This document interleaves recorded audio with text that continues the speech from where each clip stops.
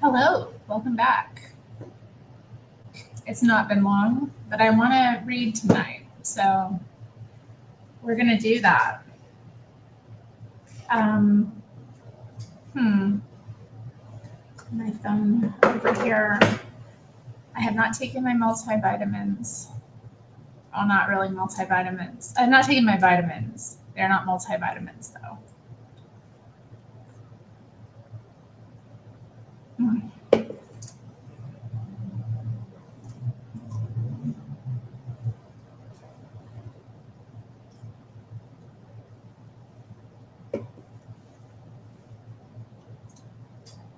It's been a weird day. I slept in very late. Like, I don't know. I was. I got up like right before 1 o'clock, which is like weird for me. And yeah, you take pink bottle hair, nail, and skin vitamins. Those are good for you. Yeah, they have a lot of stuff. I used to take that kind of thing. But yeah, now I just take a few different supplements. Um, yes, I slept in and I only got up because somebody knocked on my door. And of course, I by the time I got to the door to answer it, they were gone. So I don't know who it was. I'm assuming one of my neighbors. Um, well, I mean, who else? Nobody else is in the building, obviously. It's somebody who's, or maybe one of the workers, but I feel like they would have contacted me another way if they had knocked on my door and not reached me. Anyway, yeah, so I'm just kind of finally getting into doing something like that isn't just putting myself together and feeding myself and had a shower, all of that. It's actually been a nice day though. Nice to be restful and move slowly. But yeah, weird though. I'm wondering how I'll feel tonight and if I don't know. I do often struggle to get sleep during the week, so I think it was probably good that I slept in so late. I mean, I was up late here, but not too late, you know. Not anything that was too insane, I feel. Well, anyway, let's get into the book. Much more interesting than the tale of my day. Okay.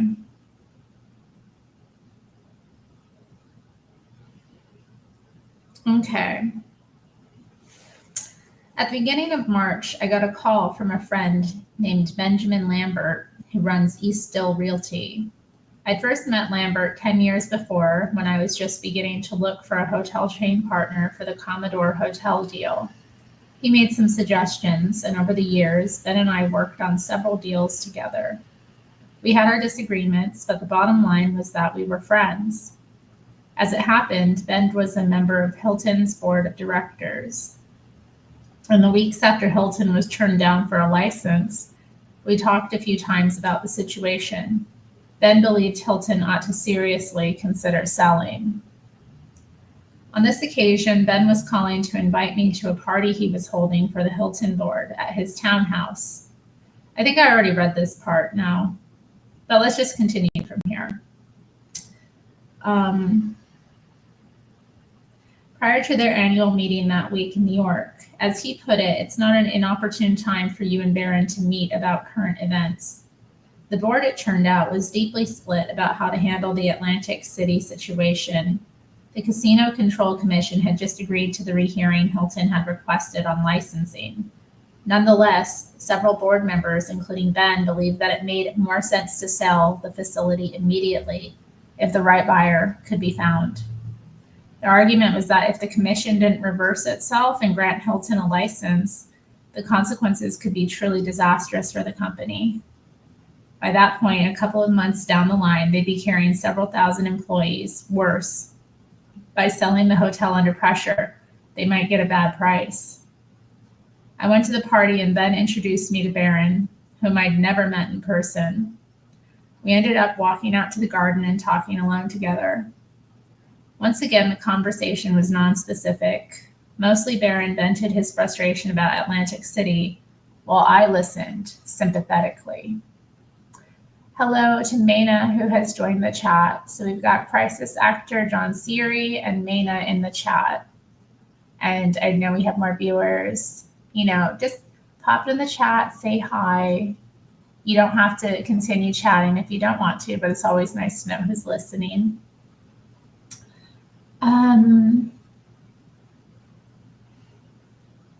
Barron is wary and reserved by nature. He's not the kind of guy who makes impulsive decisions, so I played it very low key.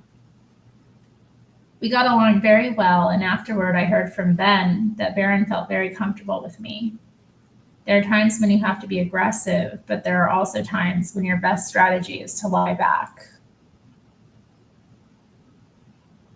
Very shortly after that, Steve Wynn of the Golden Nugget decided to make a full-scale assault on Hilton, seeking control of the company. It was probably the best thing that could have happened to me. If it hadn't been for Wynn, I seriously doubt that Barron Hilton would have ever had made a deal with me or anyone else for his Atlantic City hotel casino. On April 14th, Wynn wrote Barron a letter offering to buy a block of stock amounting to 27% of the entire Hilton company for $72 a share. At the time, the stock was trading for approximately $67 a share. Wynn also said he was prepared, if his initial offer was accepted, to pay the same $72 per share to all Hilton shareholders. Ironically, Wynn could never have gone after the company at all if it hadn't been for Conrad Hilton. When Conrad died in 1979, he totally screwed Barron. There's no nicer way to say it. The assumption had been that Conrad would pass on his near-controlling interest in the company to Barron, or at the very least, that he'd spread it among family members. Oh, shout out to Stacy, who is excited for more art of the deal. I know, this one has, it's been moving slowly, but we're getting through it. Instead, Conrad Hilton used his will to disenfranchise his children and grandchildren. At the time of his death, Conrad's stock in Hilton was worth perhaps $500 million. But Conrad believed very strongly that inherited wealth destroys moral character and motivation. I happen to agree that it often does. What do you all think about that? Does inherited wealth destroy moral character and motivation? Have you seen anybody who's like that? I know I've met people like that, but I've also met people that, aren't like that, who've inherited wealth and had the right mindset about it. I mean, I don't know how that is instilled into the youth, and in many ways we're all responsible for our own selves, but I have noticed that it might, but it's still unethical not to gift your kids. It's a cold world. I agree with that. I agree that but I don't know. I guess it depends on the situation. Because I don't know, you're the best judge too of your children's character. And if your children don't have a good character, maybe that should be considered.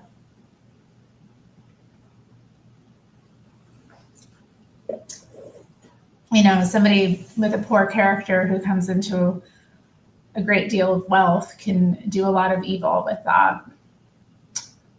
Be very destructive with that. So having some judgment is good, I think, or not judgment, but discernment about what position you're leaving them in on multiple fronts. But I don't know, to have this hard rule that it destroys moral character and motivation, I don't know. It seems a bit, incorrect. Okay.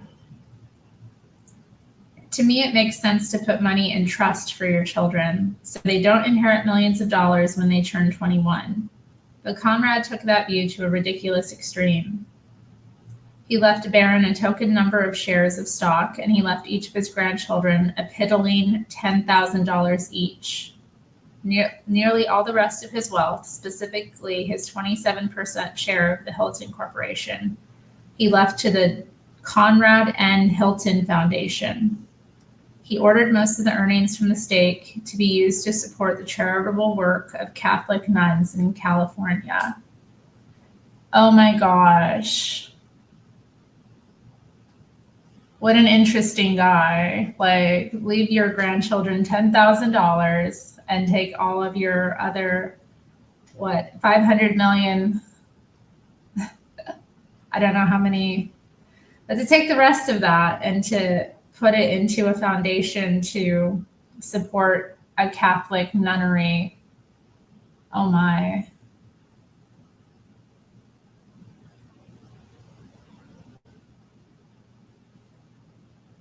Oh my gosh, Mina is going through it.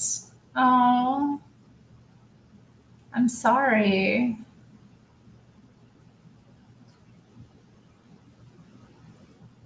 I don't know. If it's hurting and bleeding, maybe you do need to go to the hospital. I would go. Don't think about it. Just go. What if it's something else? What if it's like, it could be anything?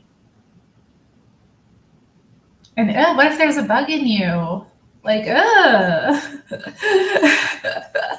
was like, yeah. Oh, it sounds horrible. Yeah, I would get that. Like, you can't wait to talk to a doctor. Golden Rule TV is calling my look an ice goth look. Ice goth look. Thank you. I was inspired by a shopkeeper that I interacted with yesterday who had very thick black eyeliner, and that was it. That was the whole look. Everything else was just plain, but the thick winged black eyeliner, I was like, let's do it. Let's play with that. I never do. I like, it's so rare that I do like the black eye makeup. Of course, when I started wearing makeup, it was like my go-to. It was the stuff. I mean, what's better than black? And you can do so much with it from here. Like, you can just build on it and build on it.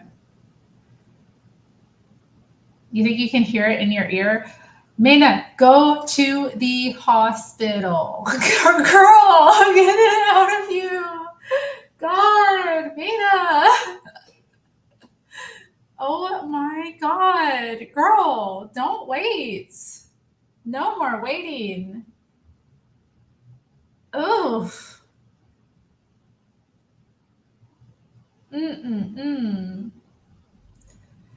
Y'all. Saline drops do something. I don't know, golden rule. I would go get that looked at, like, seriously right away. What if it's serious? That's terrifying. Oh, it's making me like so.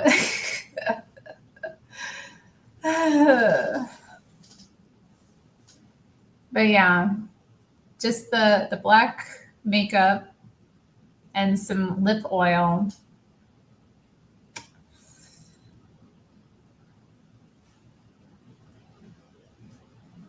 And some mascara. I am wearing mascara.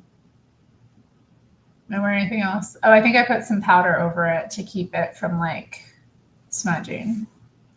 All right, guys. And that's how you achieve this look. Yeah, girl. Yeah. Get it. Go to the hospital. Bubblelandia is, yeah. Don't be putting anything in. Don't like, ooh.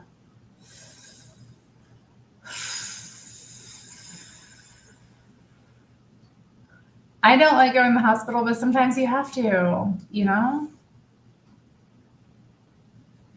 You can't wait with certain things. It's like, ugh. Bugs, man. Okay. So let's get back into the book. The result was to make Barron just another high-level corporate manager who lacked the power of a major stockholder. Even with the stock options that he exercised over 10 years as chief executive, Barron still owned only a tiny percentage of the company by 1985. What Barron did was to enter into litigation seeking control of the foundation shares. His chances of winning the case, which had dragged on for years, were uncertain. For one thing, he had the sort of adversaries you want to avoid in a litigation: nuns and priests of the Catholic Church. Ooh. Conrad's will had specified that if for any reason the foundation was unable to accept his stock bequest, Barron had the right to purchase the stock at its market value as of 1979.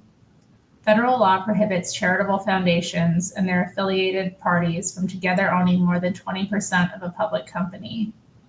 Therefore, Barron could legitimately argue that he was entitled to purchase for himself the 7% of the foundation shares that were in excess of the foundation's allowable 20%. But Barron tried to take his claim much further. Basically, he tried to argue that for Byzantine legal reasons, he was entitled to buy out the foundation's entire stake. Moreover, by buying its stock for the 1979 price of 24 and 5/8 at a time when the stock was trading around 72, in effect, he'd be paying $170 million for $500 million worth of stock. It's called a great deal. It may also be called trying to rewrite your father's will. My strong suspicion is that Barron knew his chances of winning the litigation were questionable. More to the point, if he couldn't get control of the stock, he was in a far weaker position to fend off Steve Wynn or any hostile takeover threat. Finally, so long as he held on to his Atlantic City facility but remained unlicensable, he was also highly vulnerable to shareholder lawsuits. Oof. I have no doubt how I would have reacted if I had been Barron Hilton. I would have fought Steve Wynn and his takeover threat. I would also have fought for my license at the rehearing.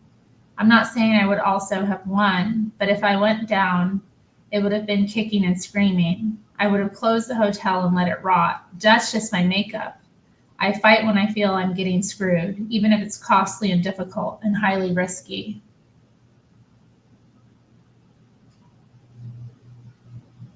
Girl, I know you don't want to go, but you have to. It's not like,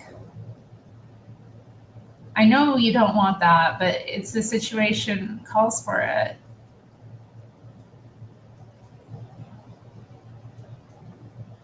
Ugh. 65 days until the inauguration.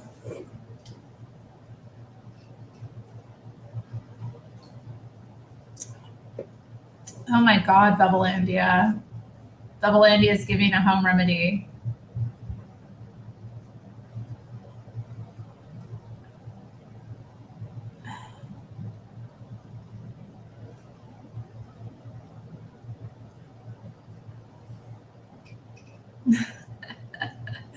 Stacey's all like, utilize your universal health care.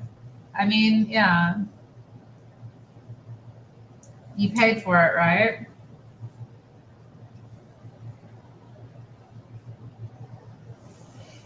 Okay.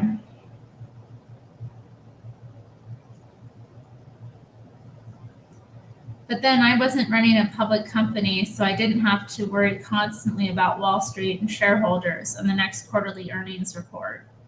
The only person I had to please was myself. In the end, I think Barron decided he just wasn't prepared to fight on two fronts at the same time, for licensing as well as for control of his company.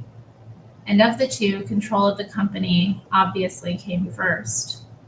Steve Wynn helped me in two ways. By pursuing a takeover, he put Barron on the defensive and kept them focusing on his relicensing hearings. At the same time, the more Wynn's aggressive style offended Barron, the more likely it was that Barron would turn to me as a white knight. It's not a role I'm accustomed to, but Wynn played right into my hand.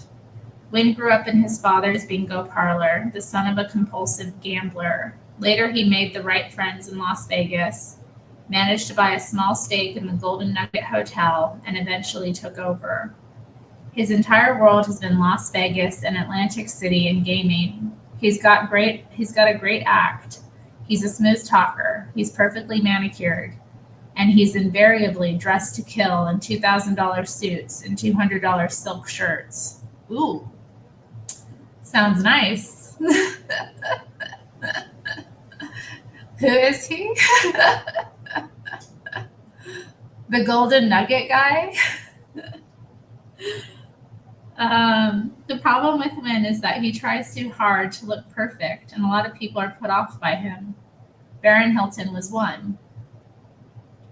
It's hard to imagine two people with more different styles. Baron is a member of what I call the Lucky Sperm Club. I'm not going to say it again. And I don't.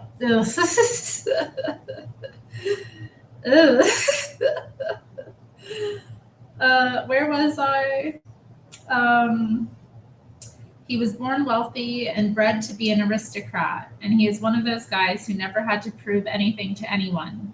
He doesn't try to impress with his style or his clothing or anything else. If Steve Wynn tries too hard, it might be said that Baron Hilton doesn't try hard enough. Although Steve would probably never admit it, I'm convinced that he thought he was in a no-lose situation when he launched his takeover bid against Hilton.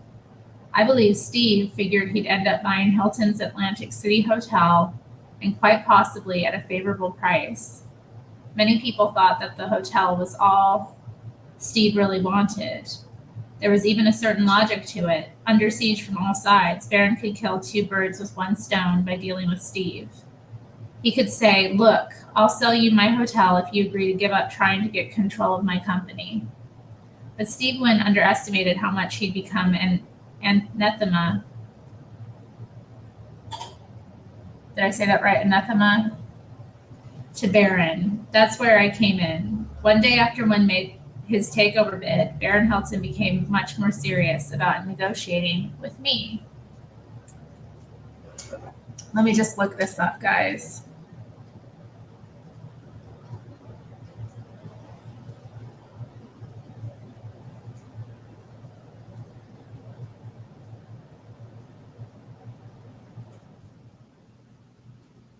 Anathema. Anathema.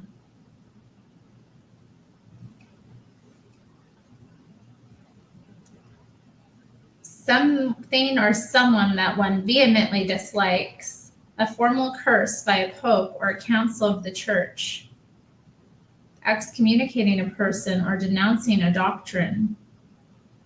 Oh my. That's okay. Let's see. My first offer to Hilton was $250 million. As big a number as that is, I knew Baron wasn't going to sell for that price. He told me when we first met that he had $320 million invested in the facility.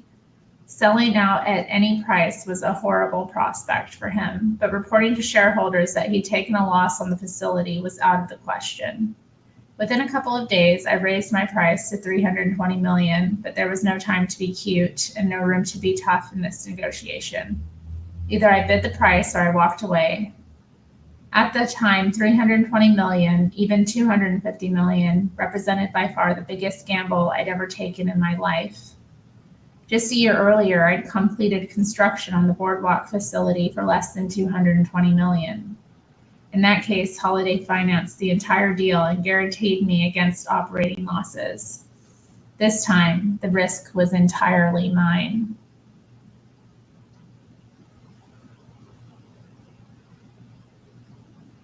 Oh my gosh, Bubblelandia.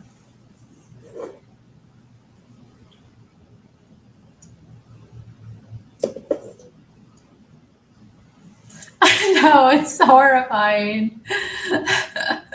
Horrifying. Irish Repub is in the chat. Hello.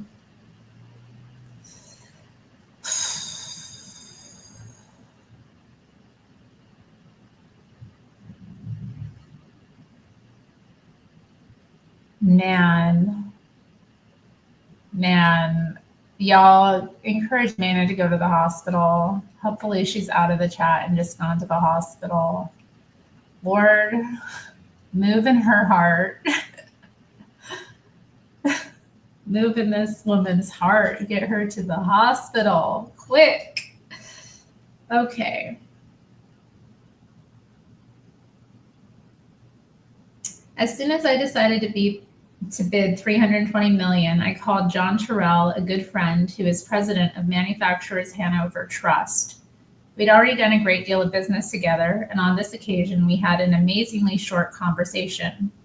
John, I said, I'm calling because I have an opportunity to buy the incredible Hilton facility in Atlantic City for $320 million. I'd like you to lend me the money, and I'm going to need it within a week. John asked me a couple of questions, and after 2 minutes, he said, we have a deal. Just like that. It goes to show you the value of credibility. In return, I did something I'd never done before. I personally guaranteed the loan. It was a deal based almost entirely on my gut. I made my bid without ever walking through the hotel. Several of my people had taken a look, and I'd gotten to know a lot about the construction from contractors who'd worked on the facility. However, I felt it wouldn't be appropriate to show up myself in the middle of all the turmoil Hilton was going through. If I had told my father the story, he would have said I'd lost my mind. I remember very well as a kid accompanying my father to inspect buildings he was considering buying in Brooklyn. We might have been talking about $100,000 or $200,000 purchase price, but our inspections were anything but casual. We'd spend hours in the building, checking every refrigerator and sink, looking over the boiler and the roof and the lobby. Nor would my father have been alone in his horror. In past situations, opinions about deals I was considering had usually been split. In this case, nearly everyone I talked to opposed the deal. I was having enough trouble on the boardwalk with Holiday Inns, they pointed out.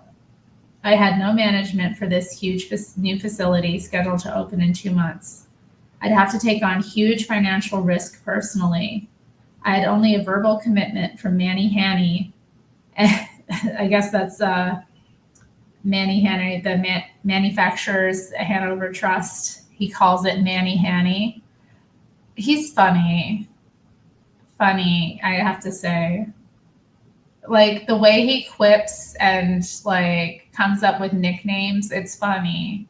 It's something like, I don't know, we don't usually see. It's down to earth, you know. I think that's what makes him appealing. He's down to earth in these ways. How he charms people. And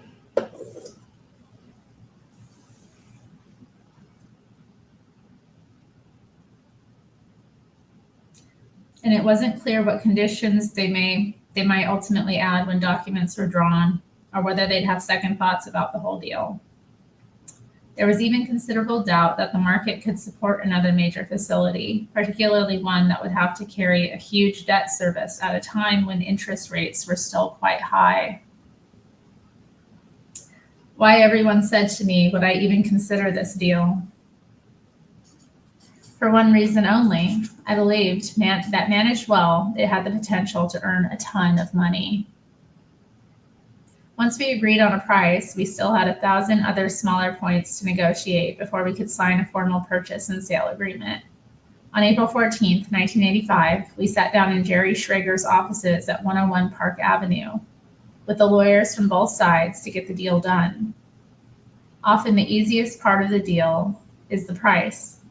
It's all the other points, in this case, guarantees about construction completion, responsibility for defects, size of deposit, allocation of expenses between contract and closing, that end up creating problems and killing deals. Hilton from the very start was taking a fairly hard line. Basically, they wanted to sell the hotel as is, so that when the contracts were signed, they could walk away from Atlantic City with no further obligations. Barron, by this time, was almost rabid in his hatred of New Jersey, and particularly Atlantic City. The sooner he could put this nightmare behind him, the happier he'd be. Yes, Americans do give nicknames as well. I don't know, people all over the world give nicknames, don't they? Isn't that common? Hello, Zenny, blessings to you as well. John Jones or Stipe, Miocic. Are these dancers? I don't know who these people are. I'm going for the Slavic one, the Miocic guy. What's on your eyes? What? Golden Roll TV complimented my makeup. You don't like it? I know it's a bit garish, but look, I'm wearing a t-shirt as well. I've got like a, rock chick look a little bit. Kind of, it's still me, guys. Maybe I should take the clip out of my hair. Would that make it look more like rocker chick? I don't know.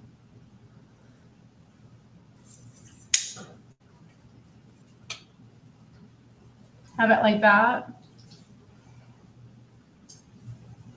You don't like it? Dang, Sunny. Well, I can't please everyone all the time,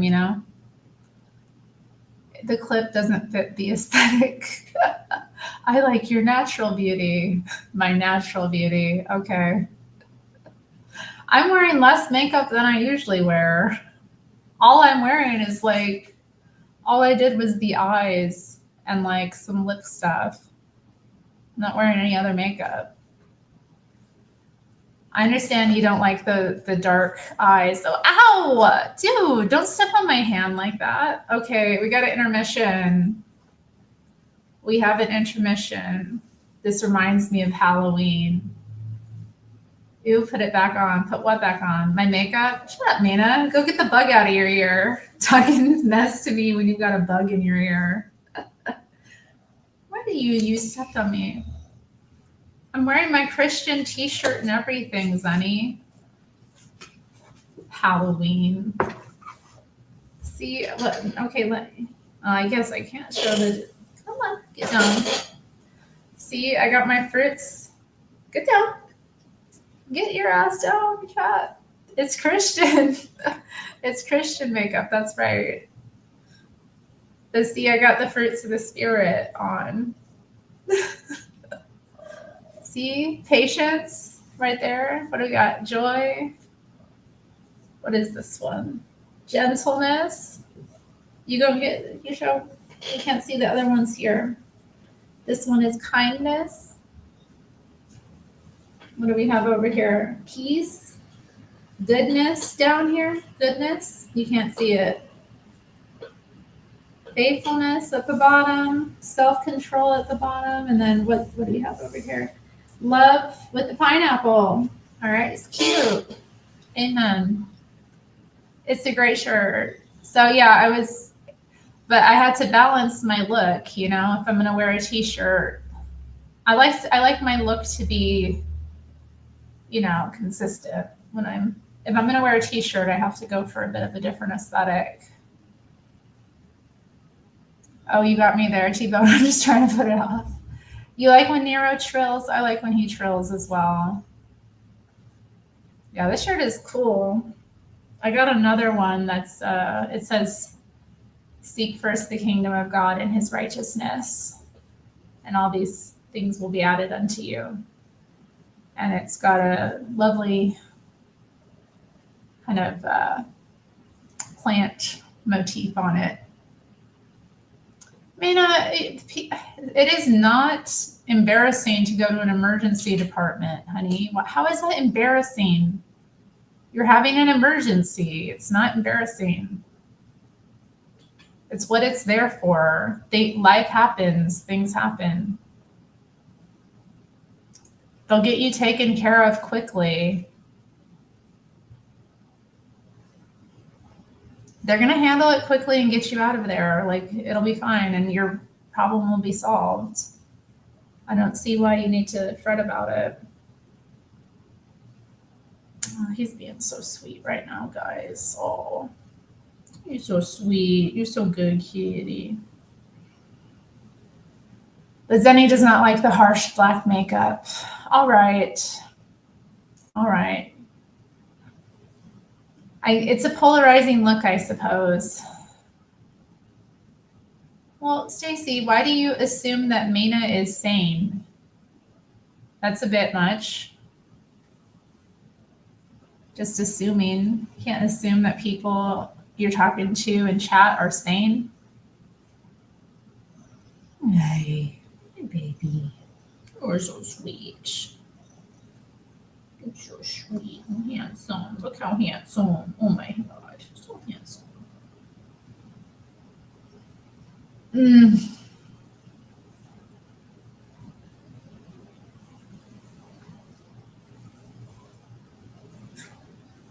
Press 1 if you don't mind the Nero intermissions. My baby. So good kitty. So good kitty. So good kitty. He let me sleep in. I mean, he did run his mouth a couple of times and he did try to attack my feet this morning because my alarm went off at the normal time, but I was not getting up. And I think probably, honey, I didn't have emo days. I was not emo. Terry was not an emo. I don't really like emo music.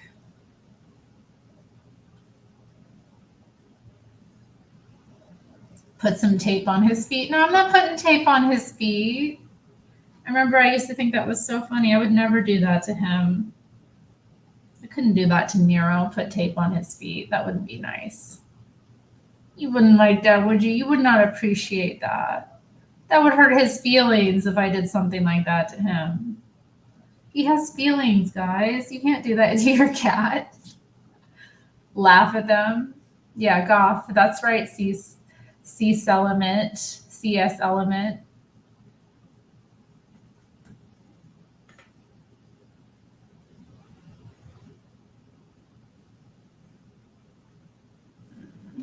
My baby. My baby. Oh my goodness. This cat, y'all. This cat is so good. So good. So good kitty. Getting all petted. Did you get all petted yet? He's not gotten all petted. How you feeling? How you feeling? Hello. Oh, so kiss. So kissing. My favorite exorcist, Father Ripperger, is at Mar-a-Lago. You have a favorite exorcist. Interesting. Of all the exorcists, this one is my favorite. This administration is coming out strong in Catholicism. Interesting. Isn't Melania Catholic? Am I right about that? Does my strange sign light up? Sure does. Sure does. I've heard of Father Lampert. I think I've seen like an interview with him. You. Yeah, you should cry and be a girl about it, Mina. God, that's what men are there for, right? I'm gonna have to get driven into town to then what? Should I tell him to wait in the car park for like 3 hours? That's right. Or like come in with you and keep you company while you have to wait. Am I right? All right, kick the cat off of me. Are you feeling rejected? Don't feel rejected. Yeah, that heater's on. He's gonna get on the heater. The heater's running. He loves when it's going. Okay, let's get back into the book. Nice little cat interlude. Okay.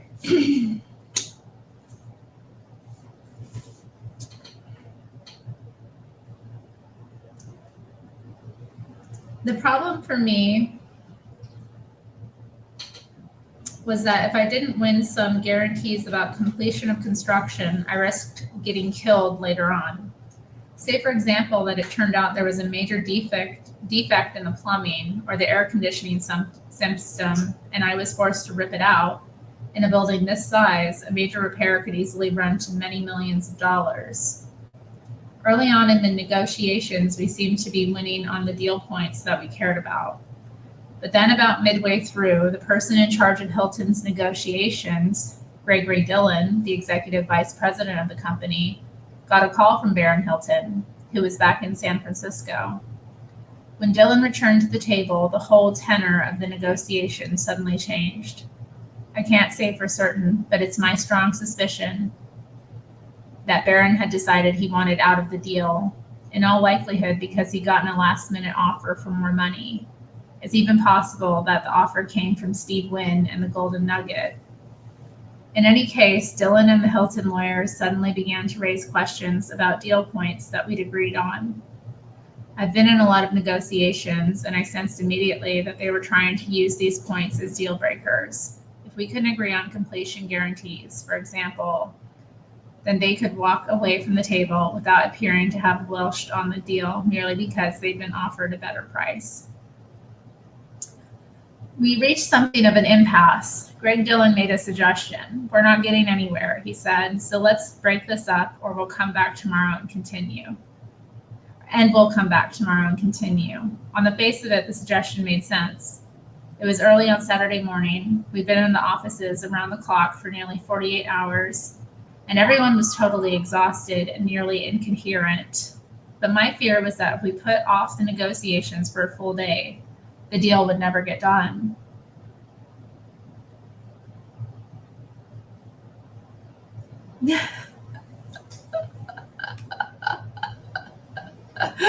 Wow.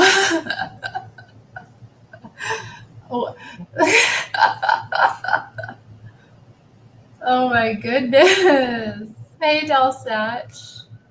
If I sent you a proper mic, would you use it? Of course. Of course. Why don't you DM me what you think is best and we'll arrange it. Steve Wynn is a class act. He takes care of his people. You think so, Golden Rule TV? I like how it said that he was a sharp dresser. I mean,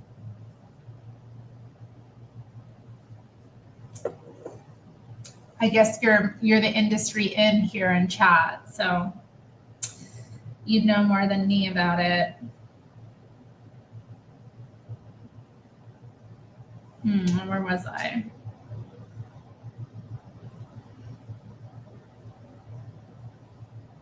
As a compromise, I suggested we take a break for several hours and get back together about 1 p.m. The Hilton people agreed, and we broke up.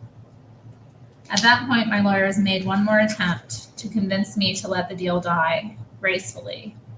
In particular, Jerry Schrager was concerned about the financing. Even at that point, we didn't have a formal signed commitment letter from Manufacturers Hanover. But to me, a verbal commitment from John Terrell was as good as a signed commitment. Jerry's point was that even if the commitment was firm, the guarantees I was being asked to make might make it hard for me to borrow money for other large deals. It was a very strange situation. As I sat in Jerry's office, I wasn't sure who was more eager to break up the deal, my lawyers or theirs. As it turned out, the Hilton team was more than 2 hours late in getting back, which only confirmed my suspicions.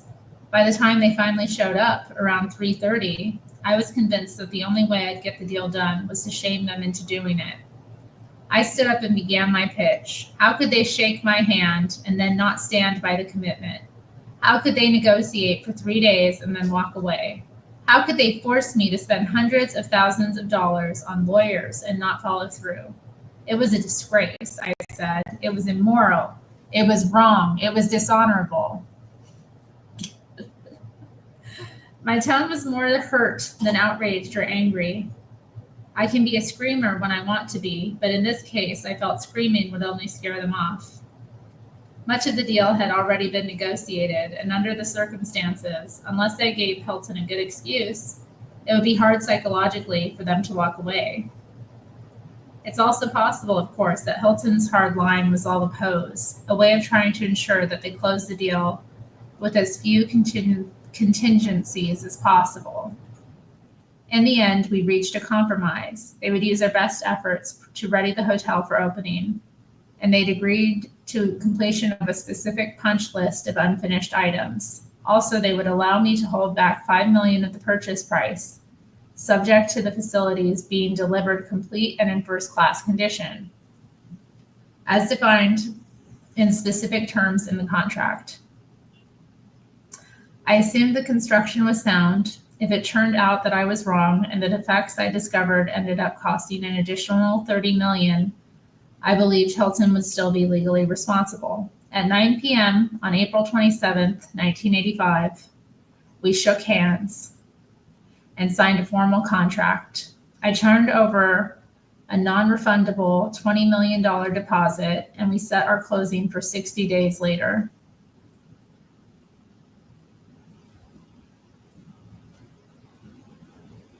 Oh, you see the stuffed animal cat? That is a robot cat. And trust me, he has squared off with it. I'll bring it on the show sometime. You can see, I'll turn it on and you can see how weird it is. It's like you turn on the noise and you pet it and it purrs and it moves around and it meows. It's really weird. But yeah, when I first brought it in, he was weirded out by it. He has I have it in a place he can't really get to it. You like that bewitching light in the building behind Terry's? Yeah, it is a nice light they have in the window. It's two little lights they have hanging. But yeah, it's in a place where he doesn't really interact with it. But if I took it down, he'd likely snuggle up with it. I have a fur jacket, my rabbit fur jacket, laying on the couch. And today he got on it and laid down on it and then started licking himself, doing his little routine. And then he started licking the coat. And I had to come over. I was like, please don't lick my rabbit fur coat. I'm going to have to comb it out. I don't know. There's a little spot where he clearly licked the furs.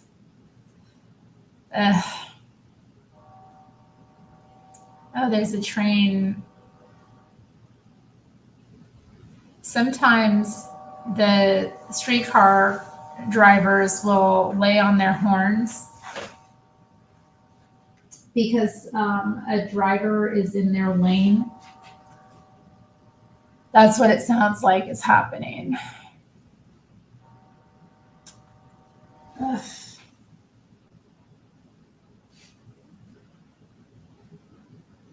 I can't see, but it sounds like the streetcar. Because, cars will drive in front there and they'll be, in the lane, and then the streetcar can't get into the stop to let people on and off.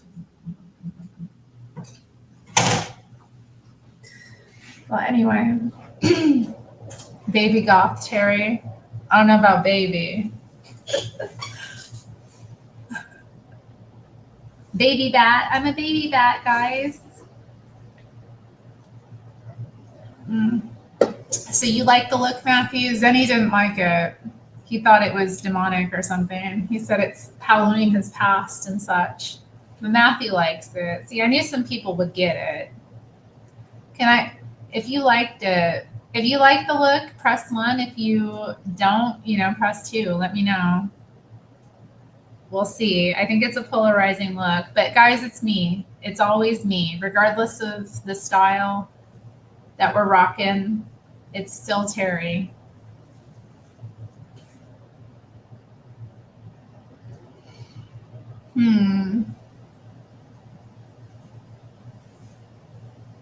On May 1st, I made my first visit to the facility I just purchased for $320 million. As soon as I walked in, I sensed I'd made a good decision. Much work remained to be done, but it was spectacular looking. It was a spectacular looking building. Immediately, I began pushing all my people very hard. Over the next 6 weeks, we managed to accomplish what it had taken most other casinos as much as a year or more to do. We got our temporary certificate of occupancy. We finished the vast paperwork for our licensing. We hired 1,500 employees over and above those Hilton had hired, and we got the hotel and casino ready for opening. We also settled on the name Trump's Castle. My first choice had actually been Trump Palace, but then Caesar's Palace filed for an injunction on the grounds that it had exclusive rights to the name Palace. Interesting. The hair should be crimped. Dang, Golden Rule TV, that's intense. Vampires dream of a neck. Dang. Jeez. Gizmo is here for chat. What's up, Calvin? How you doing? Stacy suggests I should I've never crimped my hair. Only I could make Trump sound boring. Oh, I'm sure I'm not the only one. I bet his wife can make him sound quite boring.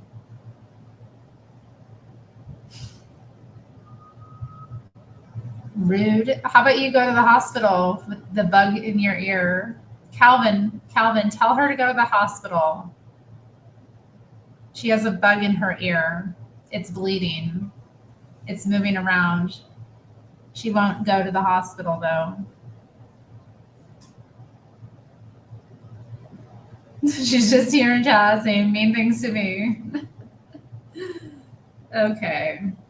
I don't like the name Trump's Castle, to be honest. Trump's Castle is a silly name.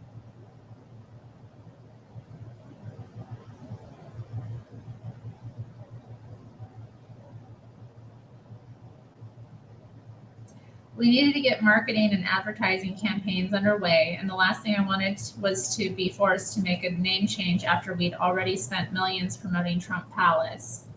Ironically, no sooner did I announce my intention to call the facility Trump's Castle than Holiday Inns filed their own suit to prevent me from using the name Trump on a competitive casino. Within weeks, however, the suit was thrown out.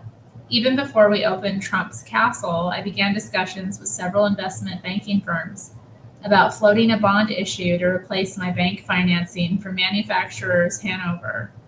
I wanted to take myself off the hook personally, even if it meant paying a higher interest rate to do so.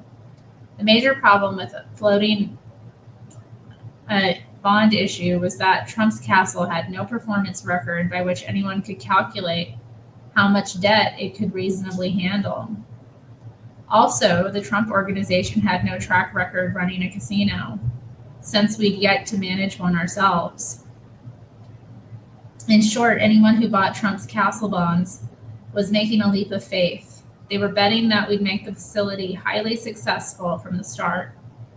That was the only way we could meet a debt service in the range of $40 million a year. To put that in context, there were several existing casinos in town that couldn't come close to supporting that kind of debt service. Yeah, get drunk,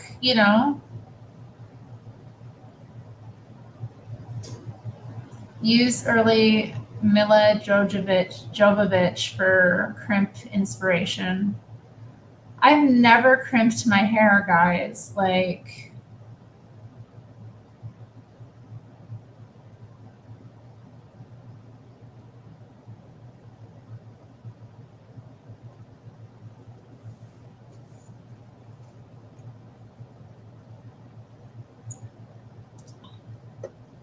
Dang. Matthew met a real-life-based woman. Yeah, she's being a total P-word, Yoda. I can't with her. She's like, I'm scared. It's embarrassing. Girl, just go. Why are you, things happen to people. I've read your comments. I have read your comments. You asked her if she knew JLP and she had no idea. Well, right on. You turn in another one onto the word. Maybe she'll call in someday. I mean, I don't know why it's such a controversy. It's in the vows, right? At least traditionally it's in the vows. So you must have thought about it. to some extent, right? I don't know. People are very confused though and lost in this world. They don't have good examples, and I don't know. There's all kind. People don't really understand. So it's good though that she has, that there are people out there that do though. It was surprising to hear a woman even declare IRL. Well, I mean, to me, it just is basic common sense. That's if he's not someone you can obey, you shouldn't be married to him. That's how I feel about it. Like, if you can't or won't trust him, then like it's interesting to me and people object to it though. They don't like the term. I don't know. Maybe it makes. I know hearing obey is kind of. I always thought of it as more a submission, but obey is, it makes sense. Not all. There is still good women out there. No woman is good. The chat is full. Yeah, it's a crazy chat tonight. Y'all, let me get back to this book. Shout out to the based in real life. I don't know. Sometimes I come across based people in real life. They're out there.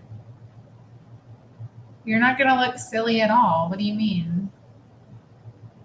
I don't think there's anything silly about it. I think you're like, what I hear like, you're all into being tough and stuff, and you don't want to like, go be fragile. I want some people like help you with something that,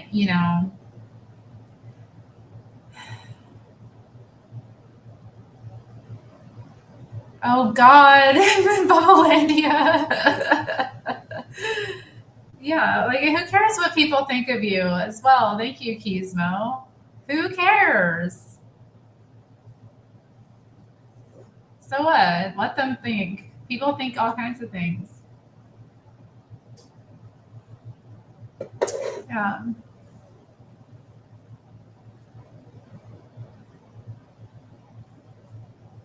Just make sure you're dressed nicely,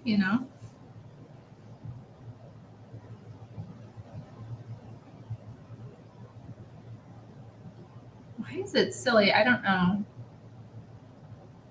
Yeah, I mean, I'm concerned. Don't use tweezers, Keysmo. No, like don't. The bugs will burrow if they get come for, and you can't see what you're doing. And it might be something else too. She thinks it's a bug. It could be something else. What if it's something more serious? Like, I mean, not that that isn't serious, but you know what I mean? Like, it's all serious. It's your ear. It's your effing ear, man. Like, don't take it for granted. Okay, let's see.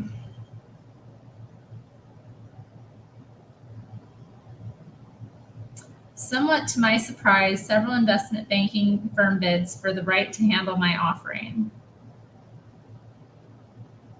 In return for a percentage of the total offering, they would guarantee to find buyers for the bonds at a specified price. Among the bidders was Drexel Burnham, which invented the concept of high-yield junk bond financing. But Bear Stearns, with whom I'd already done a lot of business, offered to raise $300 million, or nearly 95% of the total I needed. Alan Greenberg, the chairman, and Paul Hollingby, managing partner, were willing to bet big on me, and I liked that.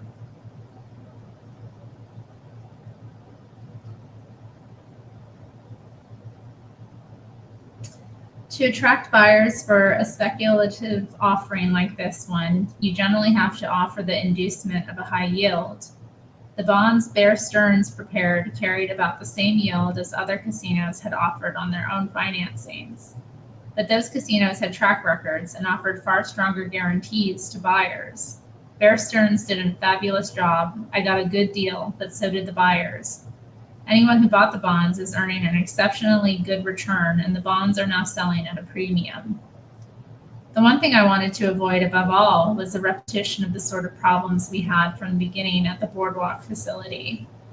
Rather than hire an outside general manager, I decided to put my wife, Ivana, in charge. Here's the beginning of the end, folks, when he put her to work. I'd studied Atlantic City long enough to be convinced that when it comes to running a casino, good management skills are as important as specific gaming experience. She proved me right. By closing the deal with Hilton on June 15th, we were able to take advantage of the high summer season. The next day, we opened without a hitch as Trump's Castle. People packed the casino, and we did extraordinary business, way beyond our expectations. On our first day, we earned gross gaming revenues of $728,000. For the slightly less than 6 months we were open during 1985, we grossed just over $131 million. That was better than all but 3 of our competitors, and far better than the Boardwalk facility had done for the same period under Harrah's. The one difficulty that arose in the early months had to do with a clause in my contract with Hilton regarding delivery of the hotel in first-class condition.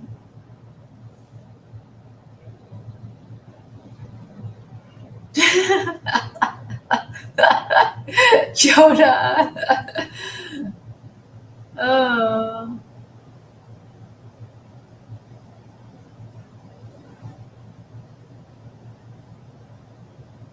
Yeah.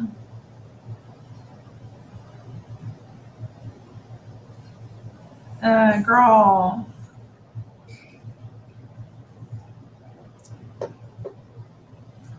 Ivana was so classy. She was something. I admire her. I loved her. I was sad when she passed. I have an appreciation for her. I think she was really good too at what she did. She was a great manager. But yeah, it's sad their marriage failed. I've watched interviews around the time of their divorce, and I don't think she ever looked lovelier than around that time. But you can tell she's so sad in a lot of them, or like you can see the hurt in her.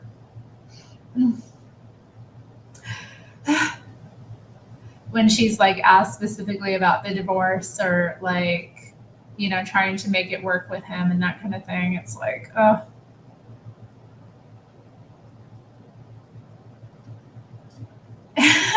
Calvin, stop.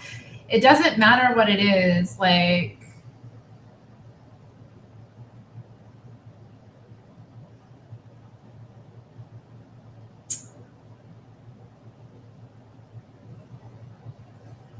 it doesn't matter what kind of bug it is or what the issue is. Like, just go. I don't know. She's being a baby.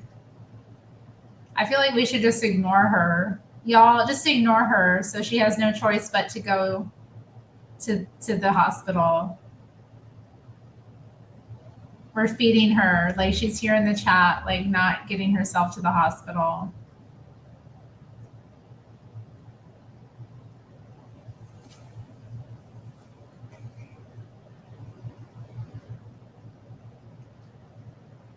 Stacy says that Eric looks like Ivana and Ivanka looks like Donald, but Donald Trump Jr. doesn't look like either of his parents. Mina needs to go to the hospital. You think this is the best me? Okay. So Chris is a fan of the look. All right, it's a polarizing look, but I have to say,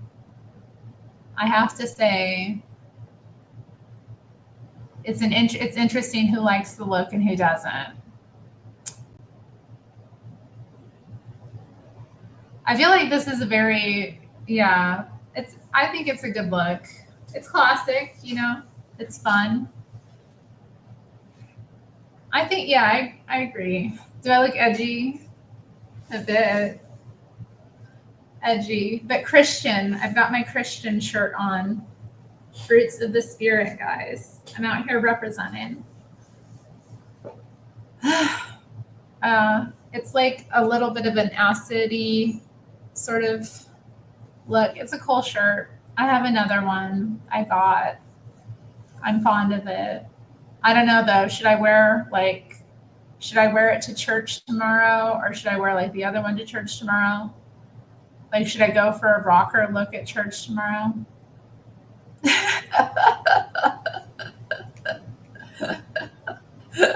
Yeah, I might do. I think I might. So every now and then I'll have like those kind of days at church where I kind of get done up like that. I think this will be one of them. I feel like we should listen to Typo Negative and go to the cemetery and drink old style. Sounds like fun. I love cemeteries.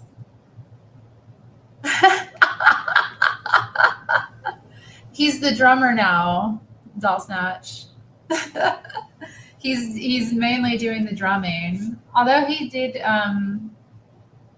he has been doing like performances where he plays the guitar at other times, but the band is, they're trying to have the other people in the band do that. They're not as good as guitar as him though. I mean, it's tough because he's good. Drummer is a promotion, not demotion. I know. And he was kind of like lacking confidence about his drumming, but he's gotten really good over the months he's been drumming, actually. Carrie Brownstein. I look like Carrie Brownstein.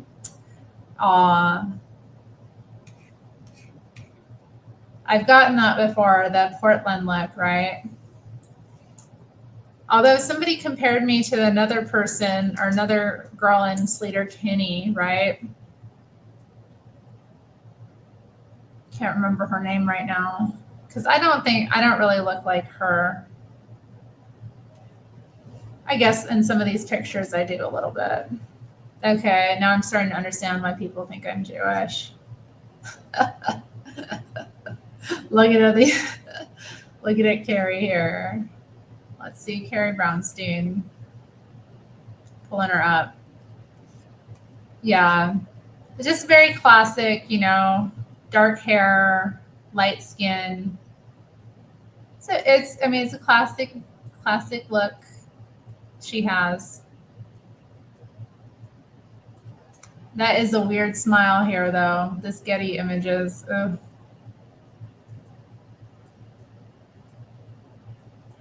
St. Vincent and Carrie Brownstein. There they are again. All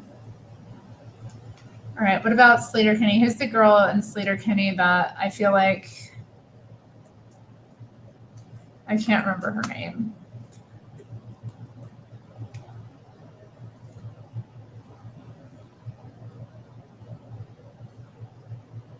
Oh, dang. Yeah, that picture is not...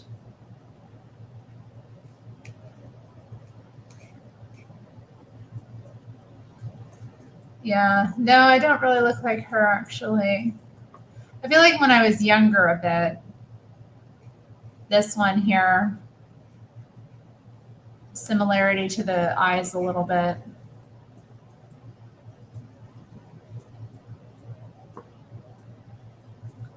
I don't really like their music, so that's enough. I think I liked a little.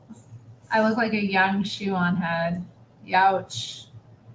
I think Shoe-On Head did a video about me, I found out. I still haven't watched it, but I probably don't want to watch it because I think she was... Someone told you look like Sarah Silverstein. Okay. She's a pretty gal, too. I'm not really into Typo Negative. I think Doll Snatch in the chat you're into Typo Negative, right? You sent me like video of that guy where he was talking about finding his dream woman and living in a castle and worshiping her. I was like, okay, dang.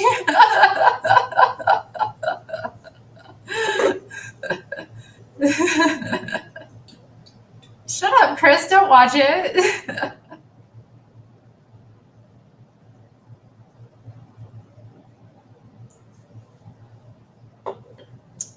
I know, and yet I languish in obscurity. I found somebody like in on Facebook. I was commenting on like a random post on Facebook that had, hundreds of thousands of views. And somebody was like, "Oh my God, Terry, I recognize you from Shoe on Head's video." Like, da da da da da. And I was like, "I didn't know she did a video about me. What was it about?" And he was like, "Oh, basically it was about political lesbianism, and she was getting into that." So y'all don't. I don't agree with any of my whatever I said in that video. Okay. I was possessed by evil spirits. Yeah, come on, Mana. He became Catholic before he passed after years of being atheist. Well, thank God. Thank God he found God.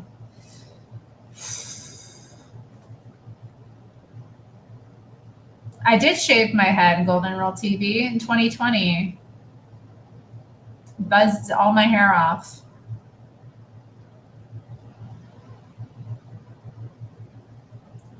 Ugh. It was a fresh start, though. Man, like, after that, like, it was a turning point for me.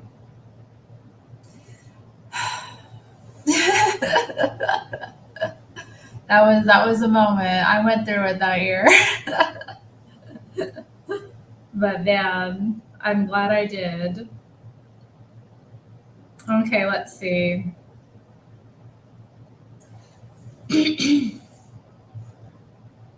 Okay, as time went on, however, we discovered that there were numerous outstanding problems with the cooling tower, the sewage system, the computer system, and the fire alarm, among others. During the first 6 months we were open, my representatives and Hilton's quietly negotiated about exactly which defects Hilton was responsible for and which they were not. My people felt strongly that the items not satisfactorily completed ran to considerably more than 5 million. On the other hand, I was eager to resolve the matter amicably. I liked Baron Hilton. I felt sorry about his experience in Atlantic City, and for months I was the first to defend him in any conversation. As a result, when the argument over who owed money to whom seemed to be getting nowhere, I decided to call Baron myself in January 1986.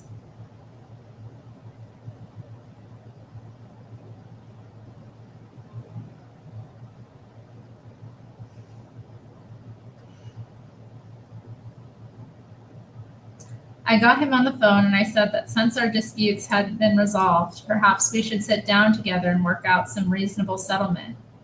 Barron seemed delighted that I had called. He said that he would be in New York the following Monday or Tuesday, and that he would call me then to set a date. Instead, when I came into my office on Monday morning, I was served with a lawsuit from Hilton seeking immediate payment of the 5 million the contract authorized us to hold back. I couldn't believe it.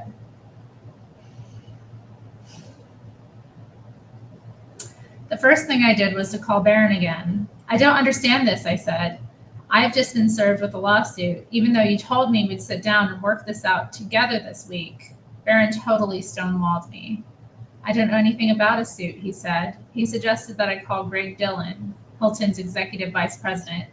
Incredibly, Dillon took the same position, that he knew nothing about the suit.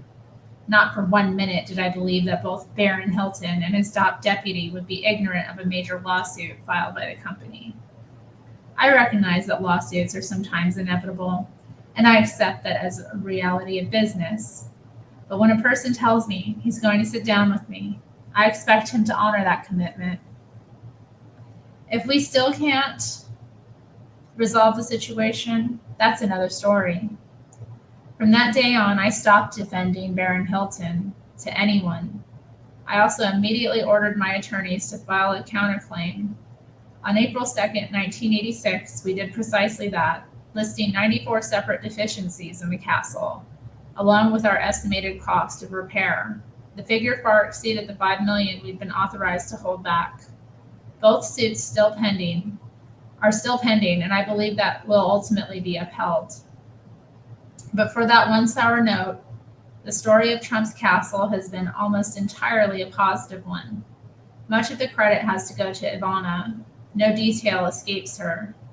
She has systematically hired the best people in Atlantic City at all levels, from croupiers to hosts to her top executives. She oversaw the decoration of the hotel's public spaces, which are now quite spectacular. The facility is always spotless because she's meticulous even about that, and great management pays off. In 1986, we grossed $226 million, a record for first-year operations. We are projecting revenues of $310 million and a gross operating profit well in excess of $70 million. It pays to trust your instincts.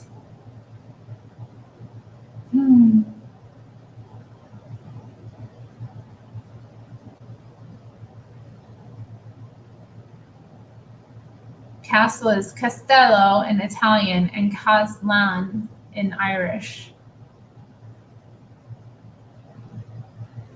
Or was it Kaislan?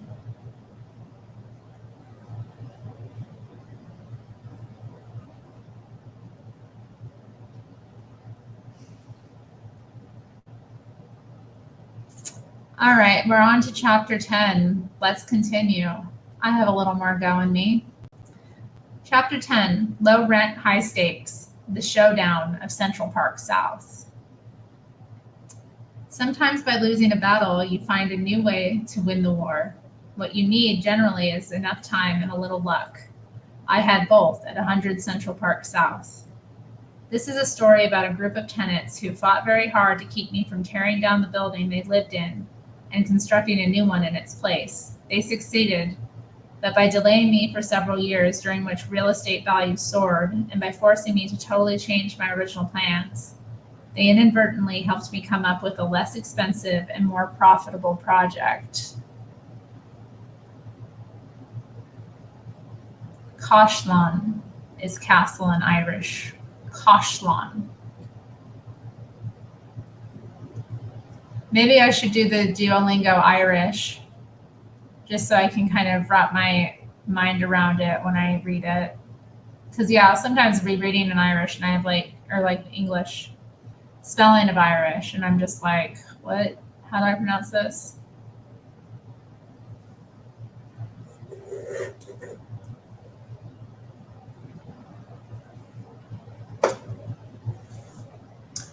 Ironically, the easiest part of the whole deal was buying the property. Early in 1981, Louise Sunshine, my executive vice president at the time, came in to say she'd heard there might be an opportunity to buy 2 adjoining buildings in a great location. The first was 100 Central Park South, a 14-story residential building on the corner of Central Park South and Avenue of the Americas. The other was the Barbizon Plaza, a 39-story hotel which fronted on Central Park and wrapped around behind 100 Central Park South, so that the east side of the hotel faced Avenue of the Americas. The buildings were owned by a syndicate that included Marshall Loeb of the Loeb banking family, the Lambert Brussels Corporation, and Henry Greenberg. By virtue of their location, the buildings represented one of the best pieces of real estate anywhere in the world. In addition to being one of the city's widest and most elegant streets, the buildings looked out over Central Park.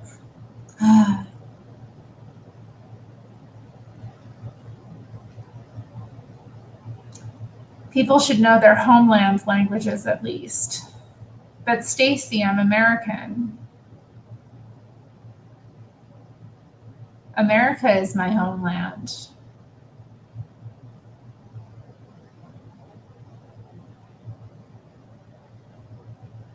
And we speak English in America. USA. I am Irish and Italian. Yeah, mainly. I'm mainly of, but that's where my people came from. I was born here. I was born here. My parents were born here. My grandparents were born here. I'm an American.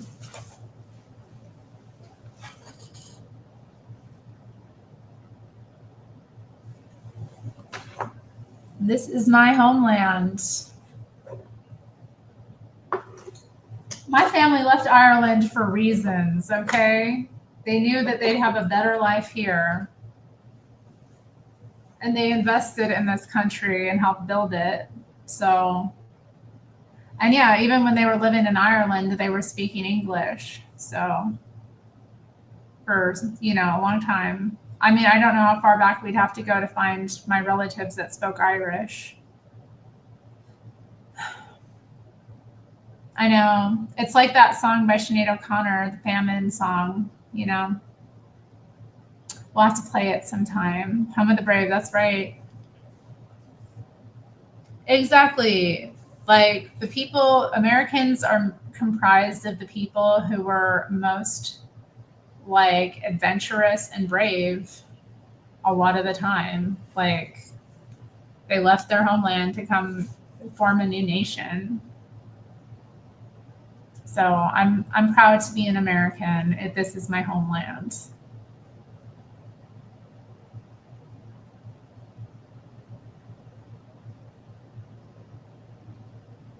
Mm-hmm. Lenby says, "This land is my land. This land is your land. From California to the New York Islands, from the Redwood Forest to the Gulf Stream waters. This land was made for you and me. As I went walking that ribbon of highway, I saw above me that endless skyway." Oh, shoot. I'm gonna have to look up all the lyrics.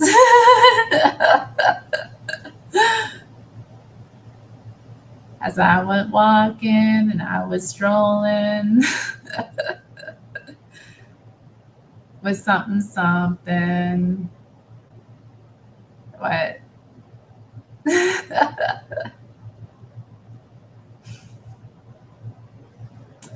But anyway, Artie Guthrie would be proud. I don't know if he'd be proud. I didn't remember enough of it. I do love my Americana and my radical Americana. It's a very beautiful song.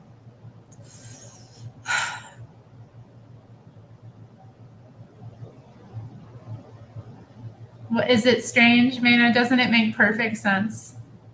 Mana, doesn't it just make perfect sense?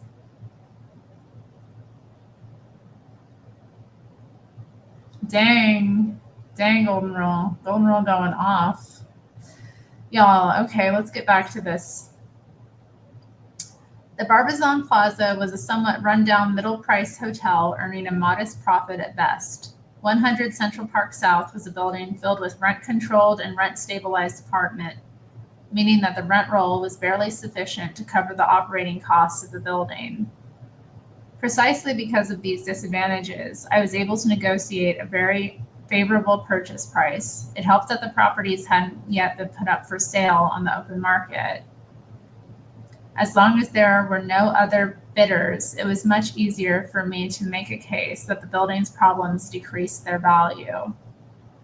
It probably also helped that the owners were a group of very wealthy men who had decided to sell not because they needed the money, but because one of them was getting older and wanted to put his estate in order. I'm not permitted to say what I paid, but the sum wouldn't be enough today to buy a vacant lot 1/3 the size in a far less desirable part of Manhattan.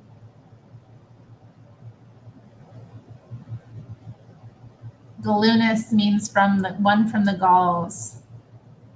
Yeah, Gaul is France. Julius Caesar, the conquest of Gaul. Stacy says that Irish and Gaelic are two different languages.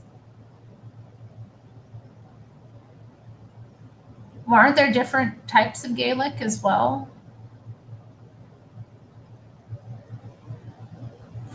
I don't know. I'll have to learn.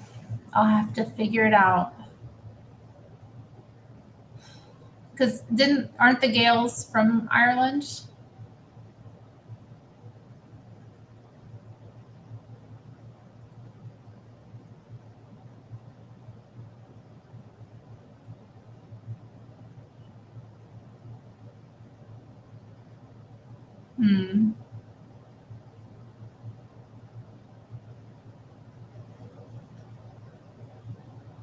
I barely looked at what the two buildings were earning. I was drawn to the real estate value, not the income.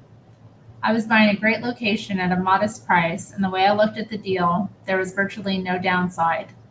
Almost immediately, I was able to get a mortgage for the buildings, which covered my purchase price. In the worst case, I felt I could always turn around and sell at a profit. Even in bad times, there are buyers for first-class locations. Another option was to do a modest renovation of the hotel and raise the rents on the ground floor stores to market levels as their leases came up. In addition, as tenants in rent-controlled and rent-stabilized apartments passed away or moved out of 100 Central Park South, I could raise the rent on those apartments. Even by doing these relatively minor things, I could earn at least a modest return on my investment. But then modest isn't my favorite word.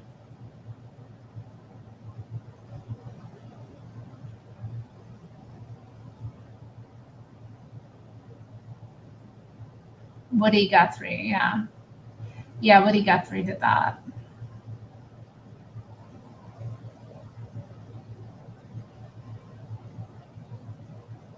That's interesting. Yeah, they must have gotten around. Hmm.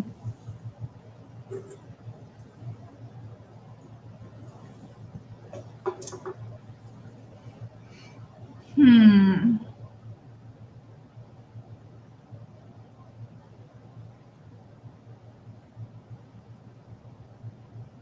The way to derive the most value from the site, I believed, was to knock down both buildings and to construct in their place one huge, beautiful, modern luxury condominium tower. That posed two problems.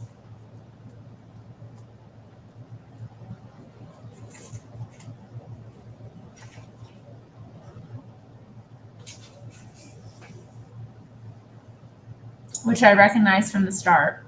It's that it's neither easy nor cheap to demolish a 44-story building, such as the Barbizon. Still, I was certain that the prices we'd be able to get for the new apartments in such a premium location would more than justify any added demolition costs. The second problem, which I didn't fully understand until much later, is that it's almost impossible to legally vacate a building filled with rent-controlled and rent-stabilized apartments. I knew that some tenants were sure to resist moving, but I figured time was on my side. I could afford delay. I was prepared to be as patient and as persistent as I needed to be. What I underestimated was how much the tenants stood to lose. I soon came to understand a simple axiom: the lower the rent, the bigger the apartment, and the better the location, the harder people will fight to keep what they have. It's no great hardship to consider moving if you're living in a mediocre apartment in a marginal neighborhood. Likewise, if you're paying rent for a good apartment, you can find a comparable one at the same price. Paying market rent for a good apartment, and you can find a comparable one at the same price. A small financial inducement will often prompt you to move. But at 100 Central Park South, many tenants were fighting to protect the ultimate in New York real estate: beautiful apartments with high ceilings, fireplaces, and great views at an unbeatable location. Most important, with rent control and rent stabilization, they were enjoying one of the great windfall subsidies in the free world. On the open market, their apartments would have rented for as much as 10 times what they were paying. If I'd been a tenant at 100 Central Park South, I'd have led the fight against anyone who tried to get me to move. Unfortunately, rent control is a disaster for all but the privileged minority who are protected by it. As much as any other single factor, rent control is responsible for the desperate housing crisis that has plagued New York City for the past 20 years.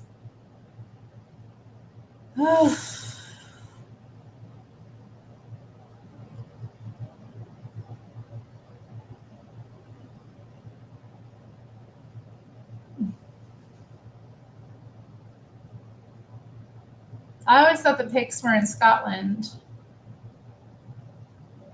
A rent control complainer.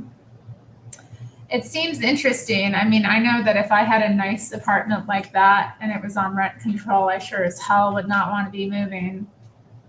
I mean, God.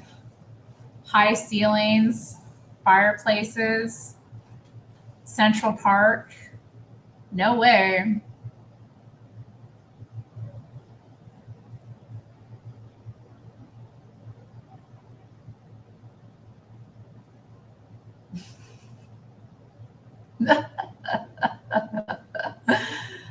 my goodness.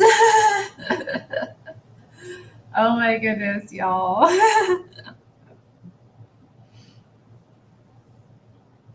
Like a lot of failed government programs, rent control grew out of a decent idea that ended up achieving exactly the opposite of its intended effect. Rent control began as a temporary federal policy in 1943. The government froze rent on every apartment in America as a way to provide affordable housing for returning veterans. Having achieved that, the law was rescinded in 1948, but New York City adopted its own rent control law in 1962.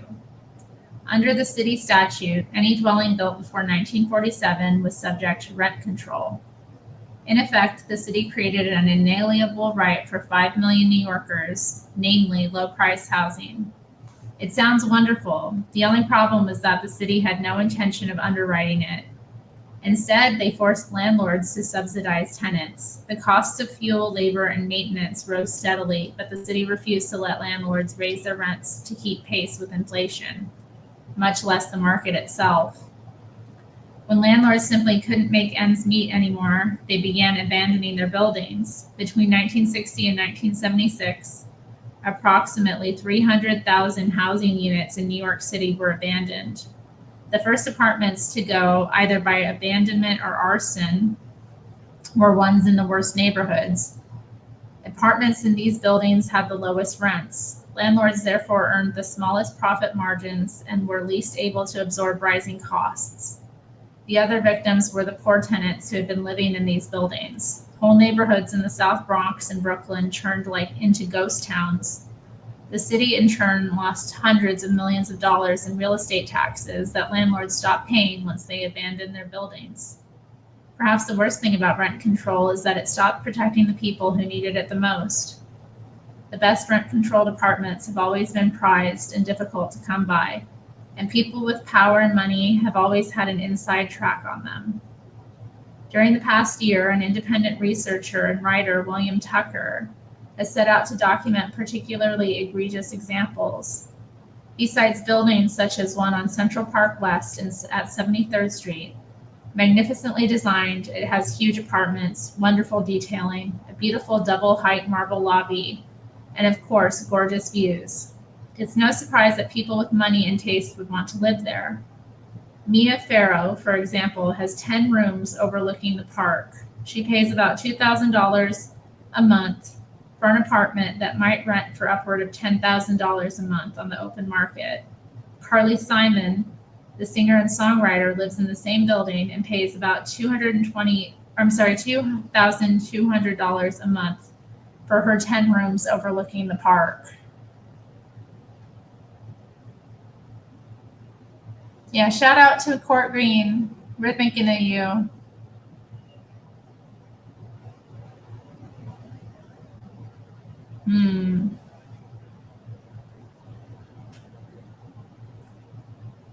You ate at Gordon Ramsay's restaurant. I regret not making a reservation to eat at one of those restaurants when I was in Vegas.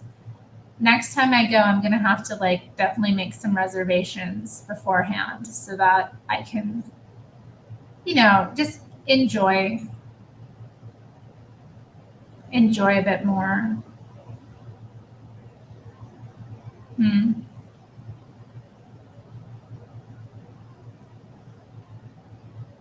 Down the street, Tucker found that Suzanne Farrell of the New York City Ballet has a 14-room duplex near Lincoln Center, for which she pays under $1,000 a month.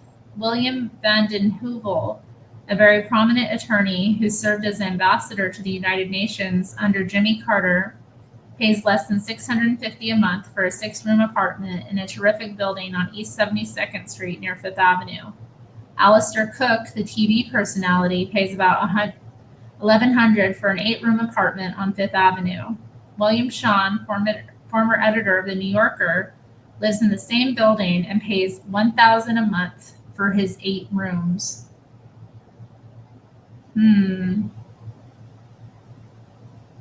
Pot roast. That sounds nice. I like Brussels sprouts too. Shout out to Brussels sprouts.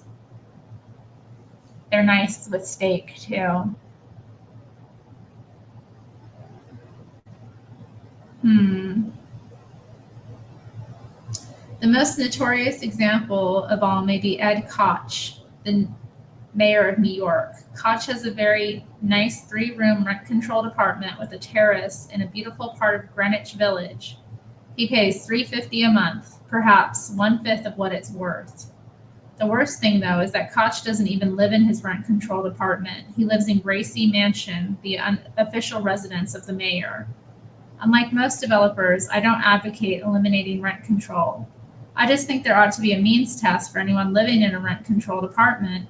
People below a certain income would be permitted to keep their apartments at their current rent. People with incomes above a certain sum would be given a choice between paying a proportionally higher rent for their apartments or moving somewhere else. Yeah, Brussels sprouts are good with bacon. Yeah, I agree. I love cooking them together, Brussels sprouts and bacon. Get the Brussels sprouts to absorb all that bacon fat. Yum, yum. The situation at 100 Central Park South is a perfect illustration. Soon after I purchased the building, I did some research into the financial status of the tenants. What I discovered was fascinating but not surprising. There are 3 distinct groups. The first, who live in the largest apartments overlooking the park on the higher floors, are generally successful, wealthy, and in some cases quite prominent. Fashion designer Arnold Scassi, for example, has a 6-room duplex facing the park, for which he is paying $985 a month, about what it costs to rent a 1-room studio at market rates. Angelo Di Sapio, another wealthy tenant and an architect of some eminence, has the entire 7th floor facing the park. 9 rooms for a rent of $1,600 a month. Wow. Still another tenant owns a beautiful brownstone on 63rd Street worth at least $5 million, but also has 4 combined apartments at 100 Central Park South with fabulous views of the park from the 30th floor and a rent under $2,500 a month. All of these apartments could rent for many times what the current wealthy occupants are paying. The second group of tenants are what I'd call the yuppies, younger professional people, stockbrokers, and journalists and attorneys. While not necessarily millionaires, these people are certainly affluent. A good number of them occupy 1 and 2 bedroom apartments facing the park. The third group of tenants live in smaller apartments with tiny kitchens and windows facing the court. Not surprisingly, these people are generally of modest means. A number of them are elderly, living on Social Security. Their rents are below market, but not nearly to the degree of their wealthier neighbors in the front apartments. A comparable studio in the neighborhood might rent for twice what most of these tenants are now paying.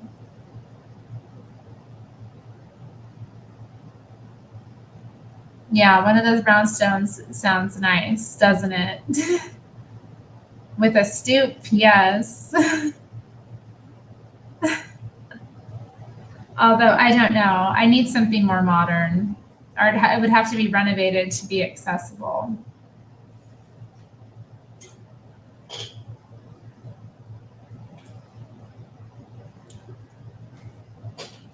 Hmm.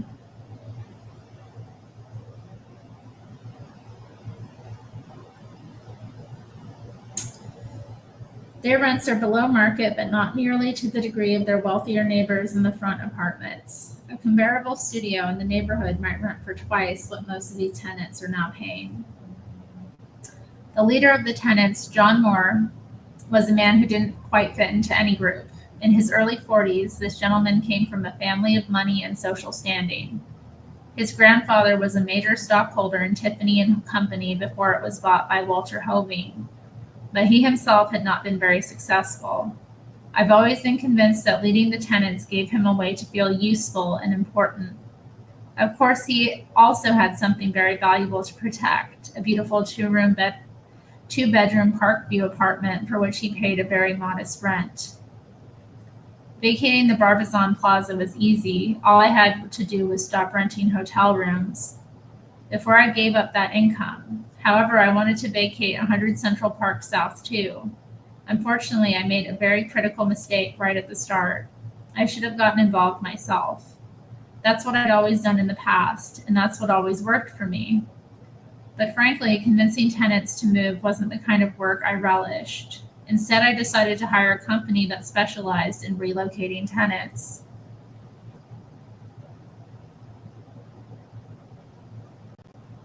Hmm.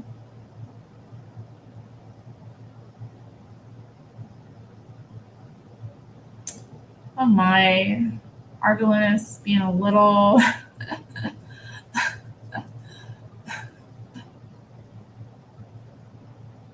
Yeah.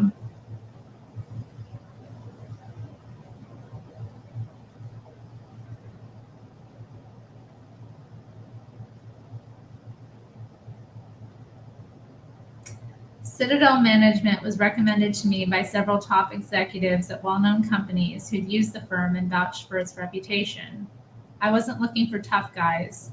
This was a high visibility location, and a lot of people were gunning for Donald Trump already. The last thing I needed was to create controversy.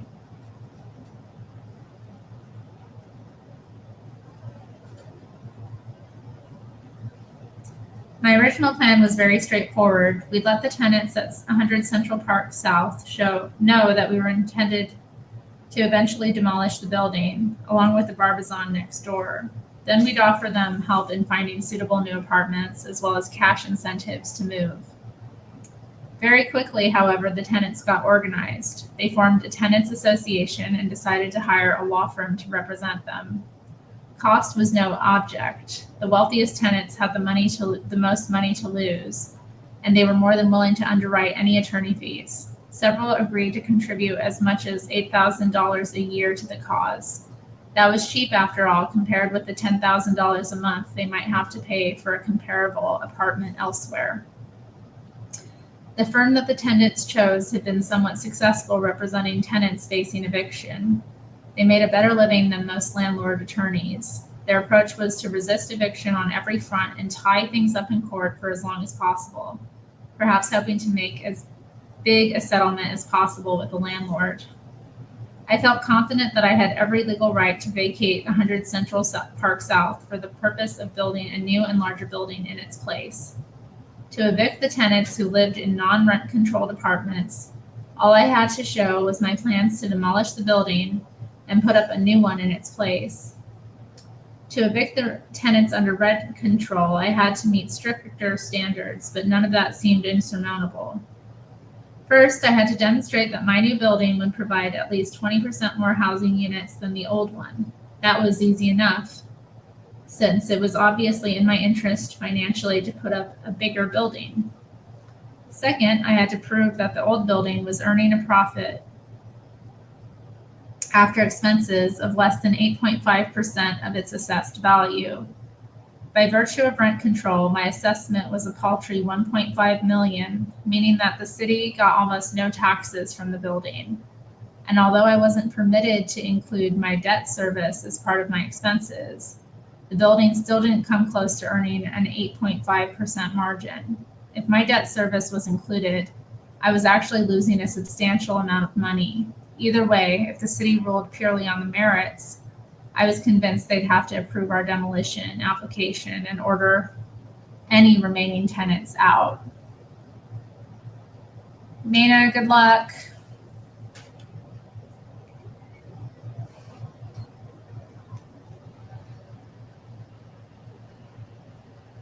Terry, say my name so perfectly. What, Argalunas? Ron? I know, God, would be amazing. God, one day, Alex. I was hoping he'd keep on KJP. Keep Kareen in. We love her. She's the only one from the Biden administration I'm gonna miss. Always that one hair that does not want to stay.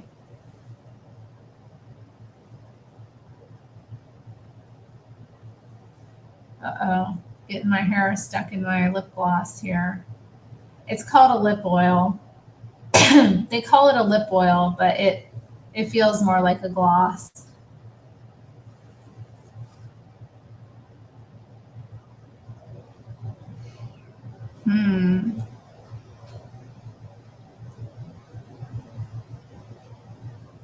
Yeah, let's have a moment of silence for Maina. Let's just take a moment.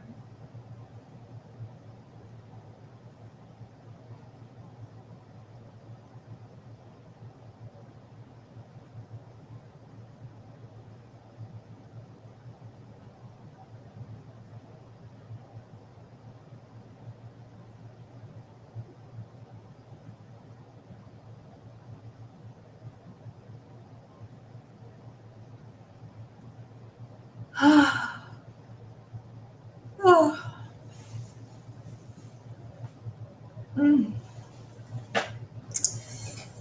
Oof, I'm getting tired again, y'all. Let me get through a little bit more, then we'll probably call it a night.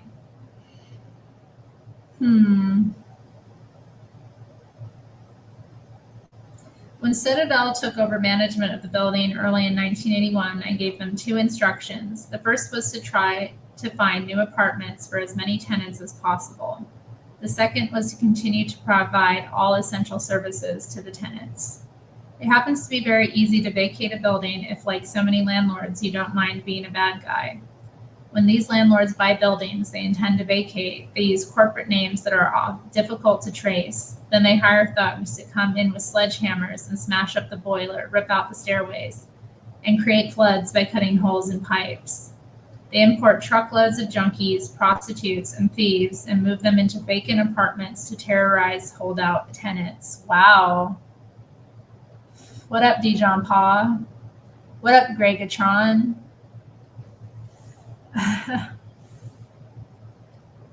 That's what I call harassment. I wouldn't have done that sort of thing for moral reasons, nor would I have done it for practical reasons. I buy buildings in my own name, and I have a reputation to uphold. The tenants at 100 Central Park South got an abundance of heat and plenty of hot water. I made sure to deal with the building's outstanding violations, however modest, even though you'll find dozens of violations in elegant buildings all over the Upper East Side. The last thing I wanted was to give these tenants legitimate grounds for opposing me. What I didn't do was run 100 Central Park South as if it were a white glove Park Avenue building. The rent roll, which barely covered my basic expenses, simply couldn't support luxuries. Nor did tenants paying tiny below market rents have any right to expect them. For example, when we took over, there was a telephone in the lobby, not a pay telephone, but a free telephone. It was supposed to be for emergencies.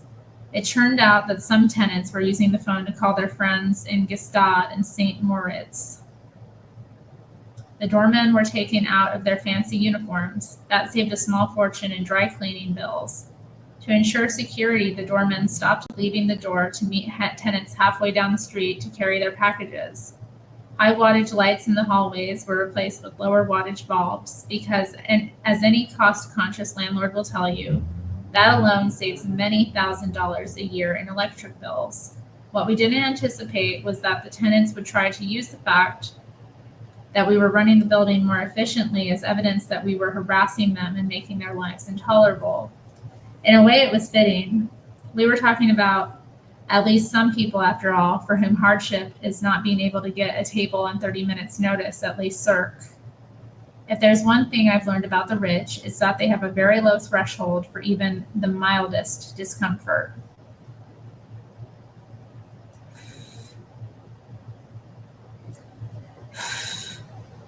That one hair, though, what do y'all think?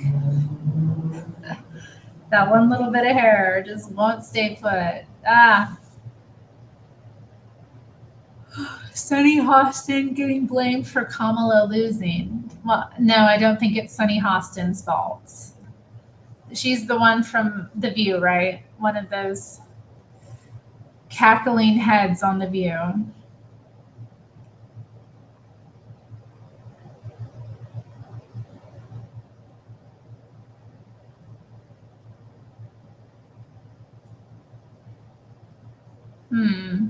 The tenants even figured out a way to turn our relocation offer into evidence of harassment. They claimed, using persistent and intense pressure to get people to move.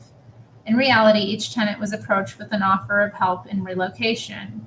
If our offer was turned down, which was usually the case, since the tenants had agreed to oppose us on everything, that was the end of it. Some tenants even told us that they had been warned by the tenants committee not to consider our offer. The irony is that we might well have been able to offer better alternatives to the tenants who lived in the less desirable apartments. The one thing I can't deny is that claiming harassment was a clever tactic. Harassment is a virtual buzzword in New York. It prompts instant images of vicious landlords and victimized tenants. If the tenant's attorney could somehow convince a sympathetic jury, probably tenants themselves, that a harassment case had merit, we'd automatically be denied our demolition application. The tenants of 100 Central Park South wouldn't have to move. In the meantime, they could generate plenty of negative press about me merely by alleging that I was harassing them. The fact that I denied the charges would only make it a juicier story.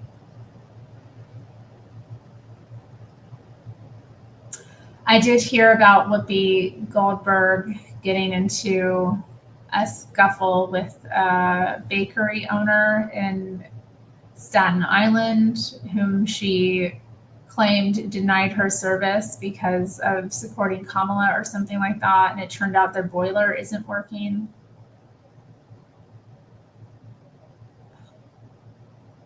Yeah, that was pretty. She needs pink glossy lipstick and a white top. My eyeliner is too strong, says Brigatron. It's interesting that the white guys are going for my look, but the black guys in the chat are all like, no, I don't like it. Very interesting. I'm gonna put on some more lip oil. This is my look for today, guys. It is what it is. I'm wearing a t-shirt. I need to have a more,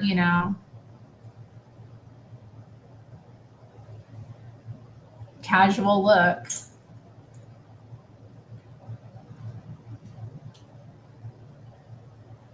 $43 cupcakes and had a fit. Their boiler was down. Dang, Stacey. It makes me look extra white. Is that wrong? I look great with pigtails. I do look nice with pigtails. I haven't rocked them in a while, though. Maybe I'll do it tomorrow. Do pigtails. I don't know. I never was into emo. Actually, you know what? I did know an emo girl, and she was. So, but I don't know that says anything about. Well, yeah, white guys are way more into goth-looking chicks than black guys. I prefer the thicker ones. That you like the thick goth, like she's fat and goth. Right on. You would have loved young me. Oh my, how silly. I don't think it is. Yoda, I don't think it is. I think there's just,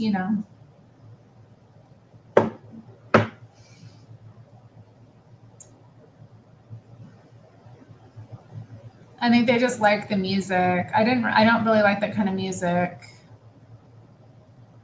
I'm into more of the goth kind of music, that classic stuff. I'm not really into the emo or the metal or the screamo, or I don't like music where people are screaming. Like, you have no business screaming. Is it an attention thing? Maybe. I don't know. I like the look. I like a darker look. I don't know. Vampire music. So I do like some vampire music. What, the Bloodletting album, right? By Concrete Blonde. How do I not like Typo Negative? I never really got into them. I just never really explored their music. Maybe I'd like them. I don't know though. I like more the.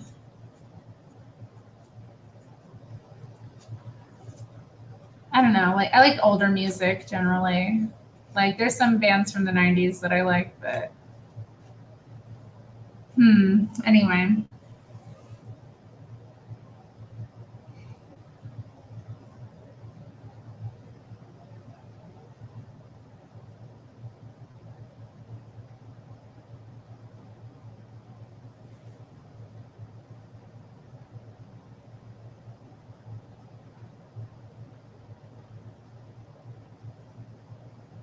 If the tenant's attorney could somehow convince a sympathetic jury, probably tenants themselves, that a harassment case had merit, we'd automatically be denied our demolition application. The tenants of 100 Central Park South wouldn't have to move. In the meantime, they would generate plenty of negative press about me merely by alleging that I was harassing them. The fact that I denied the charges would only make it a juicier story. Ultimately, we made several moves that played right into the tenants' hands. For example, we decided to bring eviction proceedings against any tenant at 100 Central Park South who was in significant arrears on his rent, or who wasn't using the apartment as a primary residence, as required by law.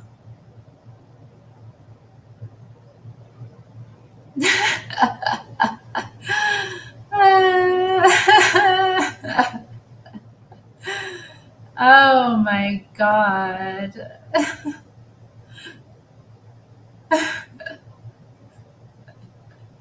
Typo Negro if you're lucky. Oh Lord. You think N-word is wrong? I can't believe that, Yoda.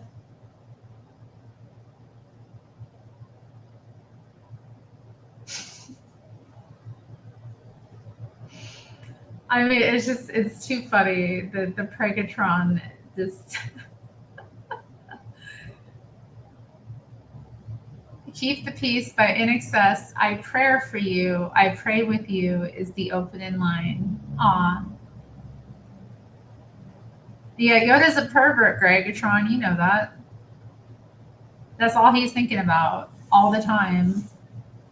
He can't wait to talk about something S-wordy. And the filthier the better. The more inappropriate the better. A walk of faith is where you are walking.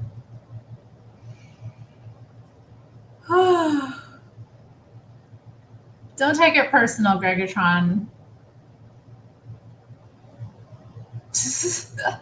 Yoda's just having fun.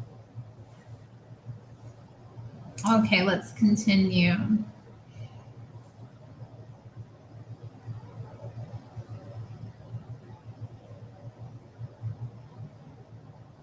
Landlords all over the city bring these proceedings every day. They are perfectly legitimate, and we won in several instances. Stupidly, we also brought several cases that were flawed. In one, for example, we claimed that a tenant hadn't paid his rent. It turned out that he had canceled his check as evidence, and the payment simply hadn't been recorded in Citadel's books.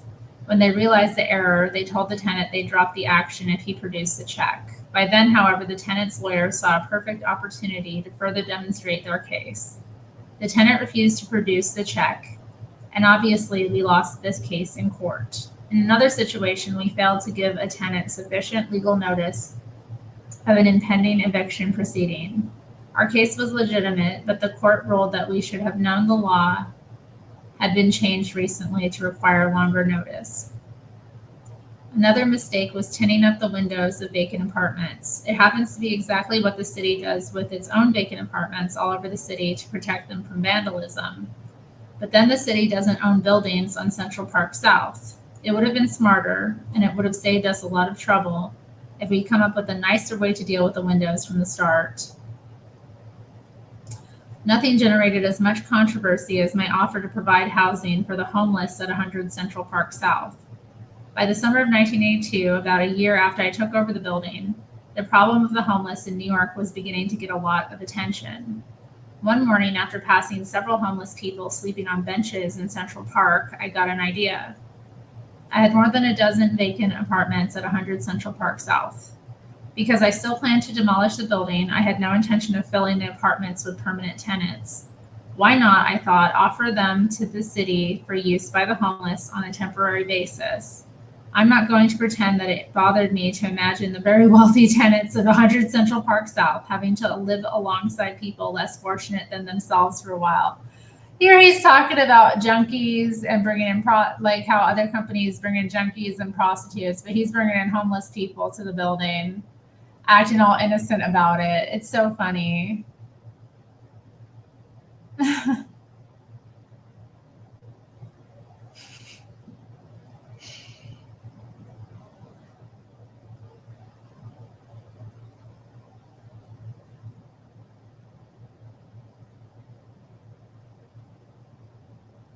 At the same time, I generally felt it was a shame not to make use of a few vacant apartments when the streets were filled with homeless people. Almost immediately, the columnists and editorial writers criticized my offer. City officials, sensing a potential controversy, told me no thanks. It didn't help make my offer seem sincere when one columnist wrote a story saying that I'd refused a subsequent plea by a group representing Polish refugees seeking to use the apartments. In fact, by then I'd had second thoughts about the whole concept. My attorneys had researched the situation and determined that if I permitted anyone to move into the apartments, even on a temporary basis, I'd have a very hard time ever getting them out legally. That was all I needed. Saying so publicly, however, might have made a bad situation worse. Instead, I said nothing, which wasn't much better. It was not one of my best experiences with the media, but it taught me something. You don't act on an impulse, even a charitable one, unless you've considered the downside.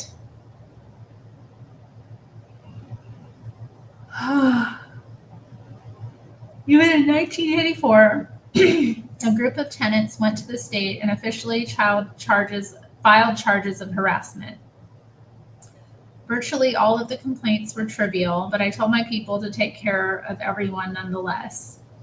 Even that wasn't enough. In January 1985, the state agreed to consider the tenants' charges of harassment. Obviously, we'd made our share of mistakes early on, but none had caused anyone real hardship. In my view, the tenants' tactics were a clever form of reverse harassment. They knew there had been no real harassment. The case instead was a ploy to hold on to their bargain apartments, or at the very least to exact a rich settlement from me. The tenants' committee orchestrated the campaign. Nearly 50 tenants were part of the harassment action, and all of them submitted identical boilerplate lists of complaints. They even ended their letters with the same phrase: Donald Trump is a modern-day Scrooge.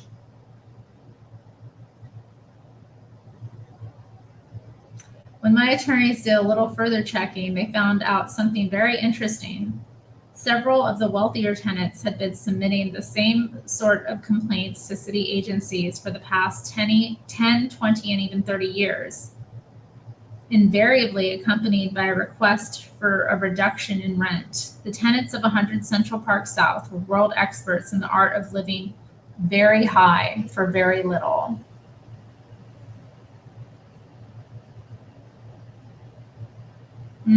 Okay, y'all, I think I'm going to stop there tonight. We'll continue on next time. I don't have it in me to get through the rest of the chapter. But good one tonight. We finished chapter 9 and got well into chapter 10 and moved a little further through the art of the deal. We're getting there.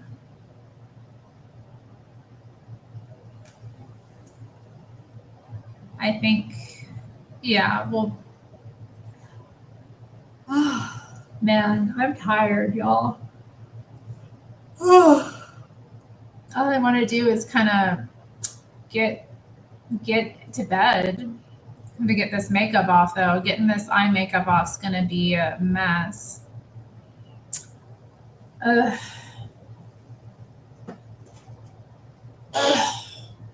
What a day. What a day. I accomplished what? Well, I did this video.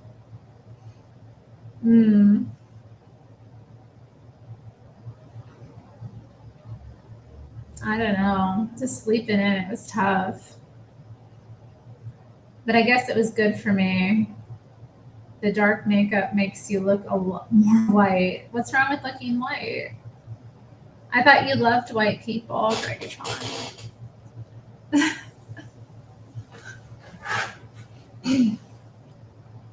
Or do you just, I mean, I'm not wearing much makeup either. So just the black eye makeup is a bit shocking on its own. But hey, you know, I just look more Snow White. Gosh, you guys. I just went for a different look. I don't know. Don't judge it. I'll probably do, I don't know, probably have a, like I said, similar look. Such European excellence. It's not a Black Widow. People always think it's a Black Widow. It's not a Black Widow. I guess it kind of, is having, maybe that kind of is often when they're depicted, their legs. What did you say the other day about your tattoos? I don't remember what I said, that I like them. Good night, John Paw. It's a recluse, maybe. I don't know. I wanted a spider, and it was in a Halloween flash that a artist was doing, so I went for it at a time.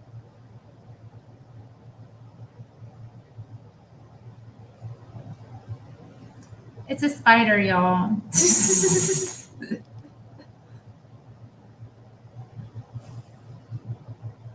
It's just a spider.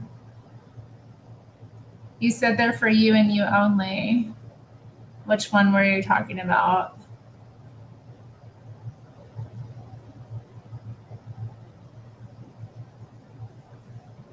What do you mean, which one was I talking about? I got all of my tattoos for me. All of them were for me. They were gifts to me, for me. That's what I meant. Some of them are visible. The ones, on my lower arms are visible.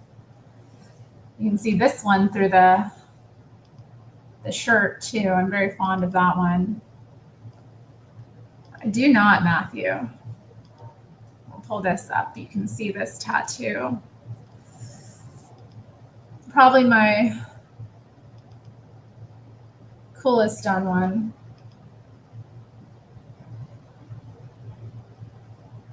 Very fond of that one.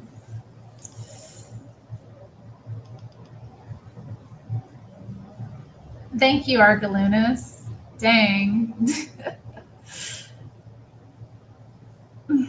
Yeah, they're for me. I got them for me, y'all. I wasn't thinking about anybody else when I got them. I wouldn't get anything on my... I do not, Yoda. I only have tattoos on my arms. I don't intend to get anywhere else tattooed. I mean, I might get something like on the hip or leg, like upper leg, but apart from that. Why ink such good white skin? Well, because it is such good white skin. I don't have any back tattoos, guys. Stop it. There are no tats. I don't like that look. I don't get a neck tattoo. Yeah, especially one that goes across the front of something really terrifying.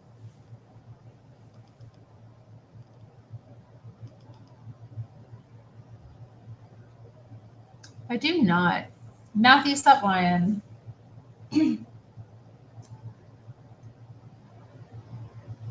Yeah, I mean, I've got that very pale white skin. It looks cool tattooed. It like the black tattoos against the white skin. It's like it stands out even more. She has a snake up and down her back with a bat. It's like Tech 9. Oh my goodness. That's a bit much. A bat tattoo might be cool. I have considered getting some bat tattoos. You know how they had that look? There was like a trend years ago of like the bird tattoos.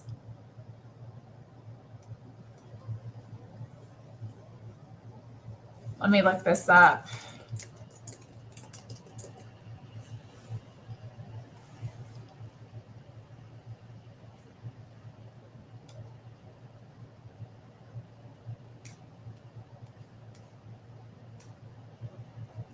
Okay, I'm going to share this.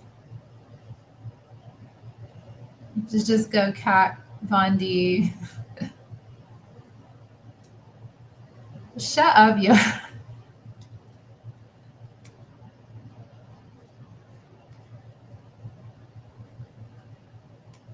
Okay, so you know how these were prevalent.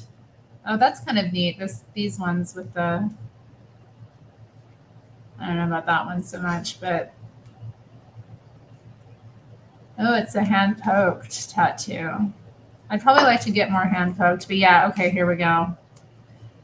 Where they have all the birds of different sizes. This was popular for a while.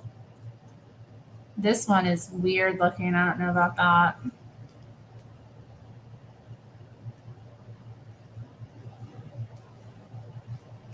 This one across the chest, I don't know. I don't like chest tattoos very much.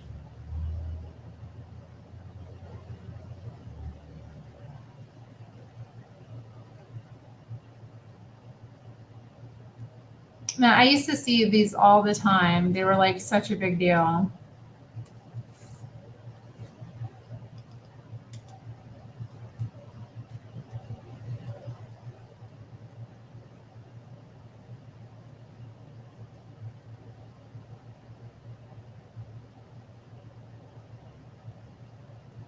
Hmm.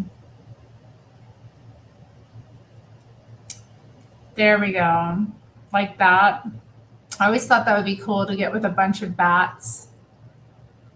Do a design like that, but have it like just, or a bunch of bats swirling. That is pretty cool. I like that one. That's really powerful. I love the spiral. I love the use of it around the shoulder. Or here we go. Here's one across the back. Yeah, I thought it'd be cool to do with like a bat shape instead, you know, like the classic Halloween bat shape. This is kind of like filler. So Gregatron wanted to look up the Tech Nine's tattoo, right? See me having a butterfly, goodness.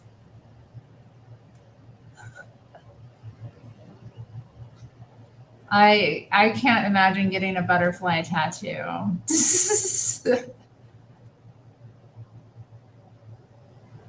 Yeah, the butterfly is, it seems a bit, I don't know.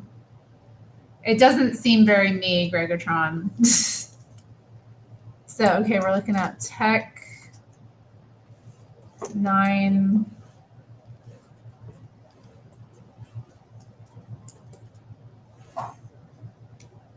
Tattoos.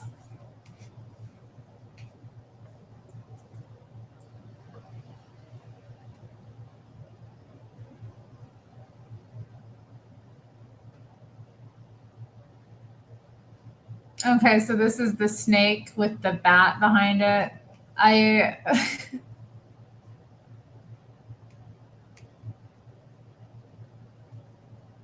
okay, strange music. Hey, strange. Keep it strange. Can we see Tech Nine's back? I guess fans have gotten this symbol as well.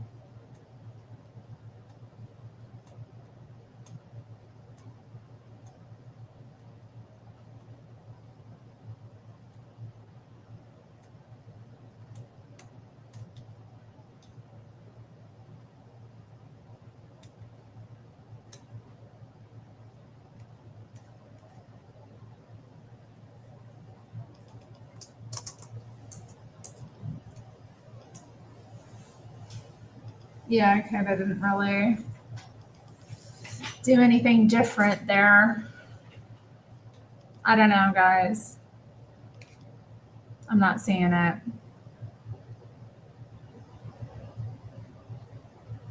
I'd rather just buy a cool t-shirt. I've got a couple of t-shirts. Yeah, like my t-shirt right now.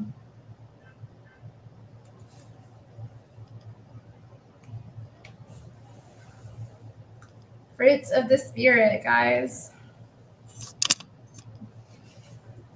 Fruits of the Spirit. Isn't that sweet? Look up Chameleon from Chameleonaire. Yeah, you got to go to church, even if you're late.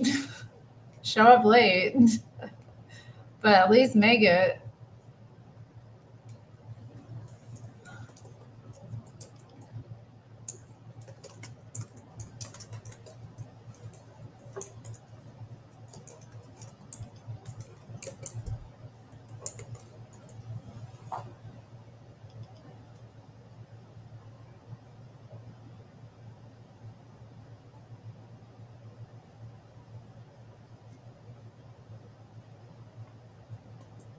I don't know what this is. Chameleon from Chameleonaire.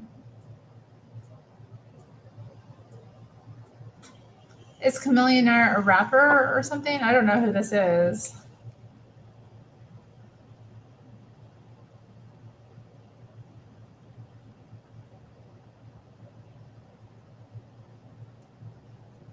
Joy, gentleness, shoot, what else? We got peace, goodness, self-control. That's right. Kindness.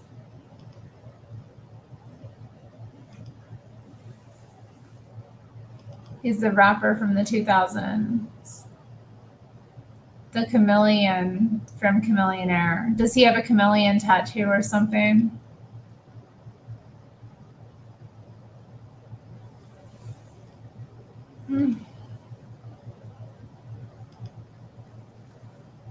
Well, I have to get up for church tomorrow too. His logo is a chameleon wrapped around the earth.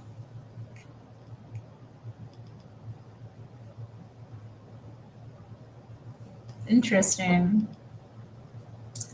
Nothing like that is coming up.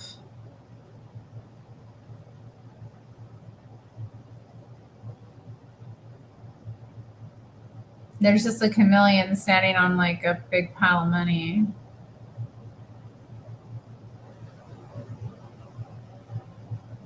They're so cute. Look at them. They're such cute little animals.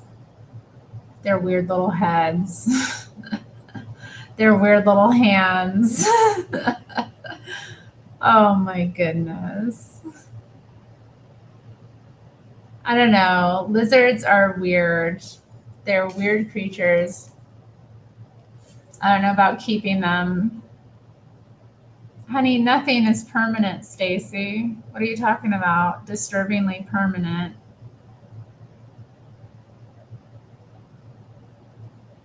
Everything is temporary.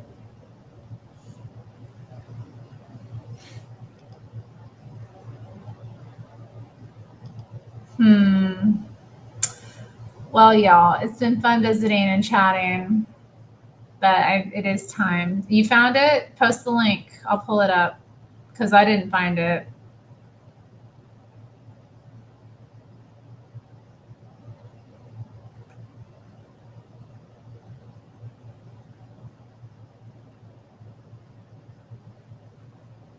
Oh, okay, so you didn't find a link for me. You want me to look up something else? Okay.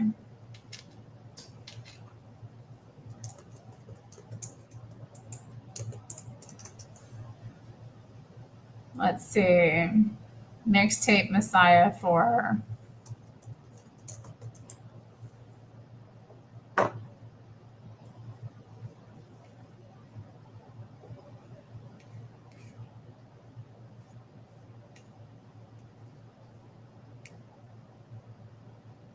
Here it is.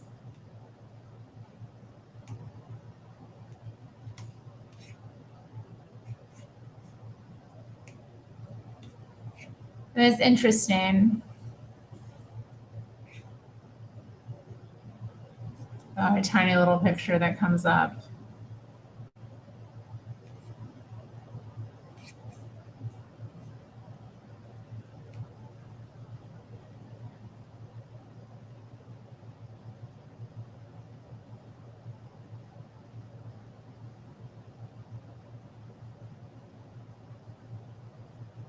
Cool name though.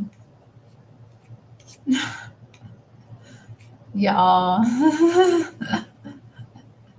All right. Well, that was fun. We figured it out. Okay, guys. Well, have a good night. Thanks for being here. No, I don't have a tattoo like that. I don't want a world tattoo or a lizard tattoo, really. I haven't felt the need to get a pursue a tattoo of a lizard of any kind. I'm not that into them. Bats, yeah, that would be cool. Some bats.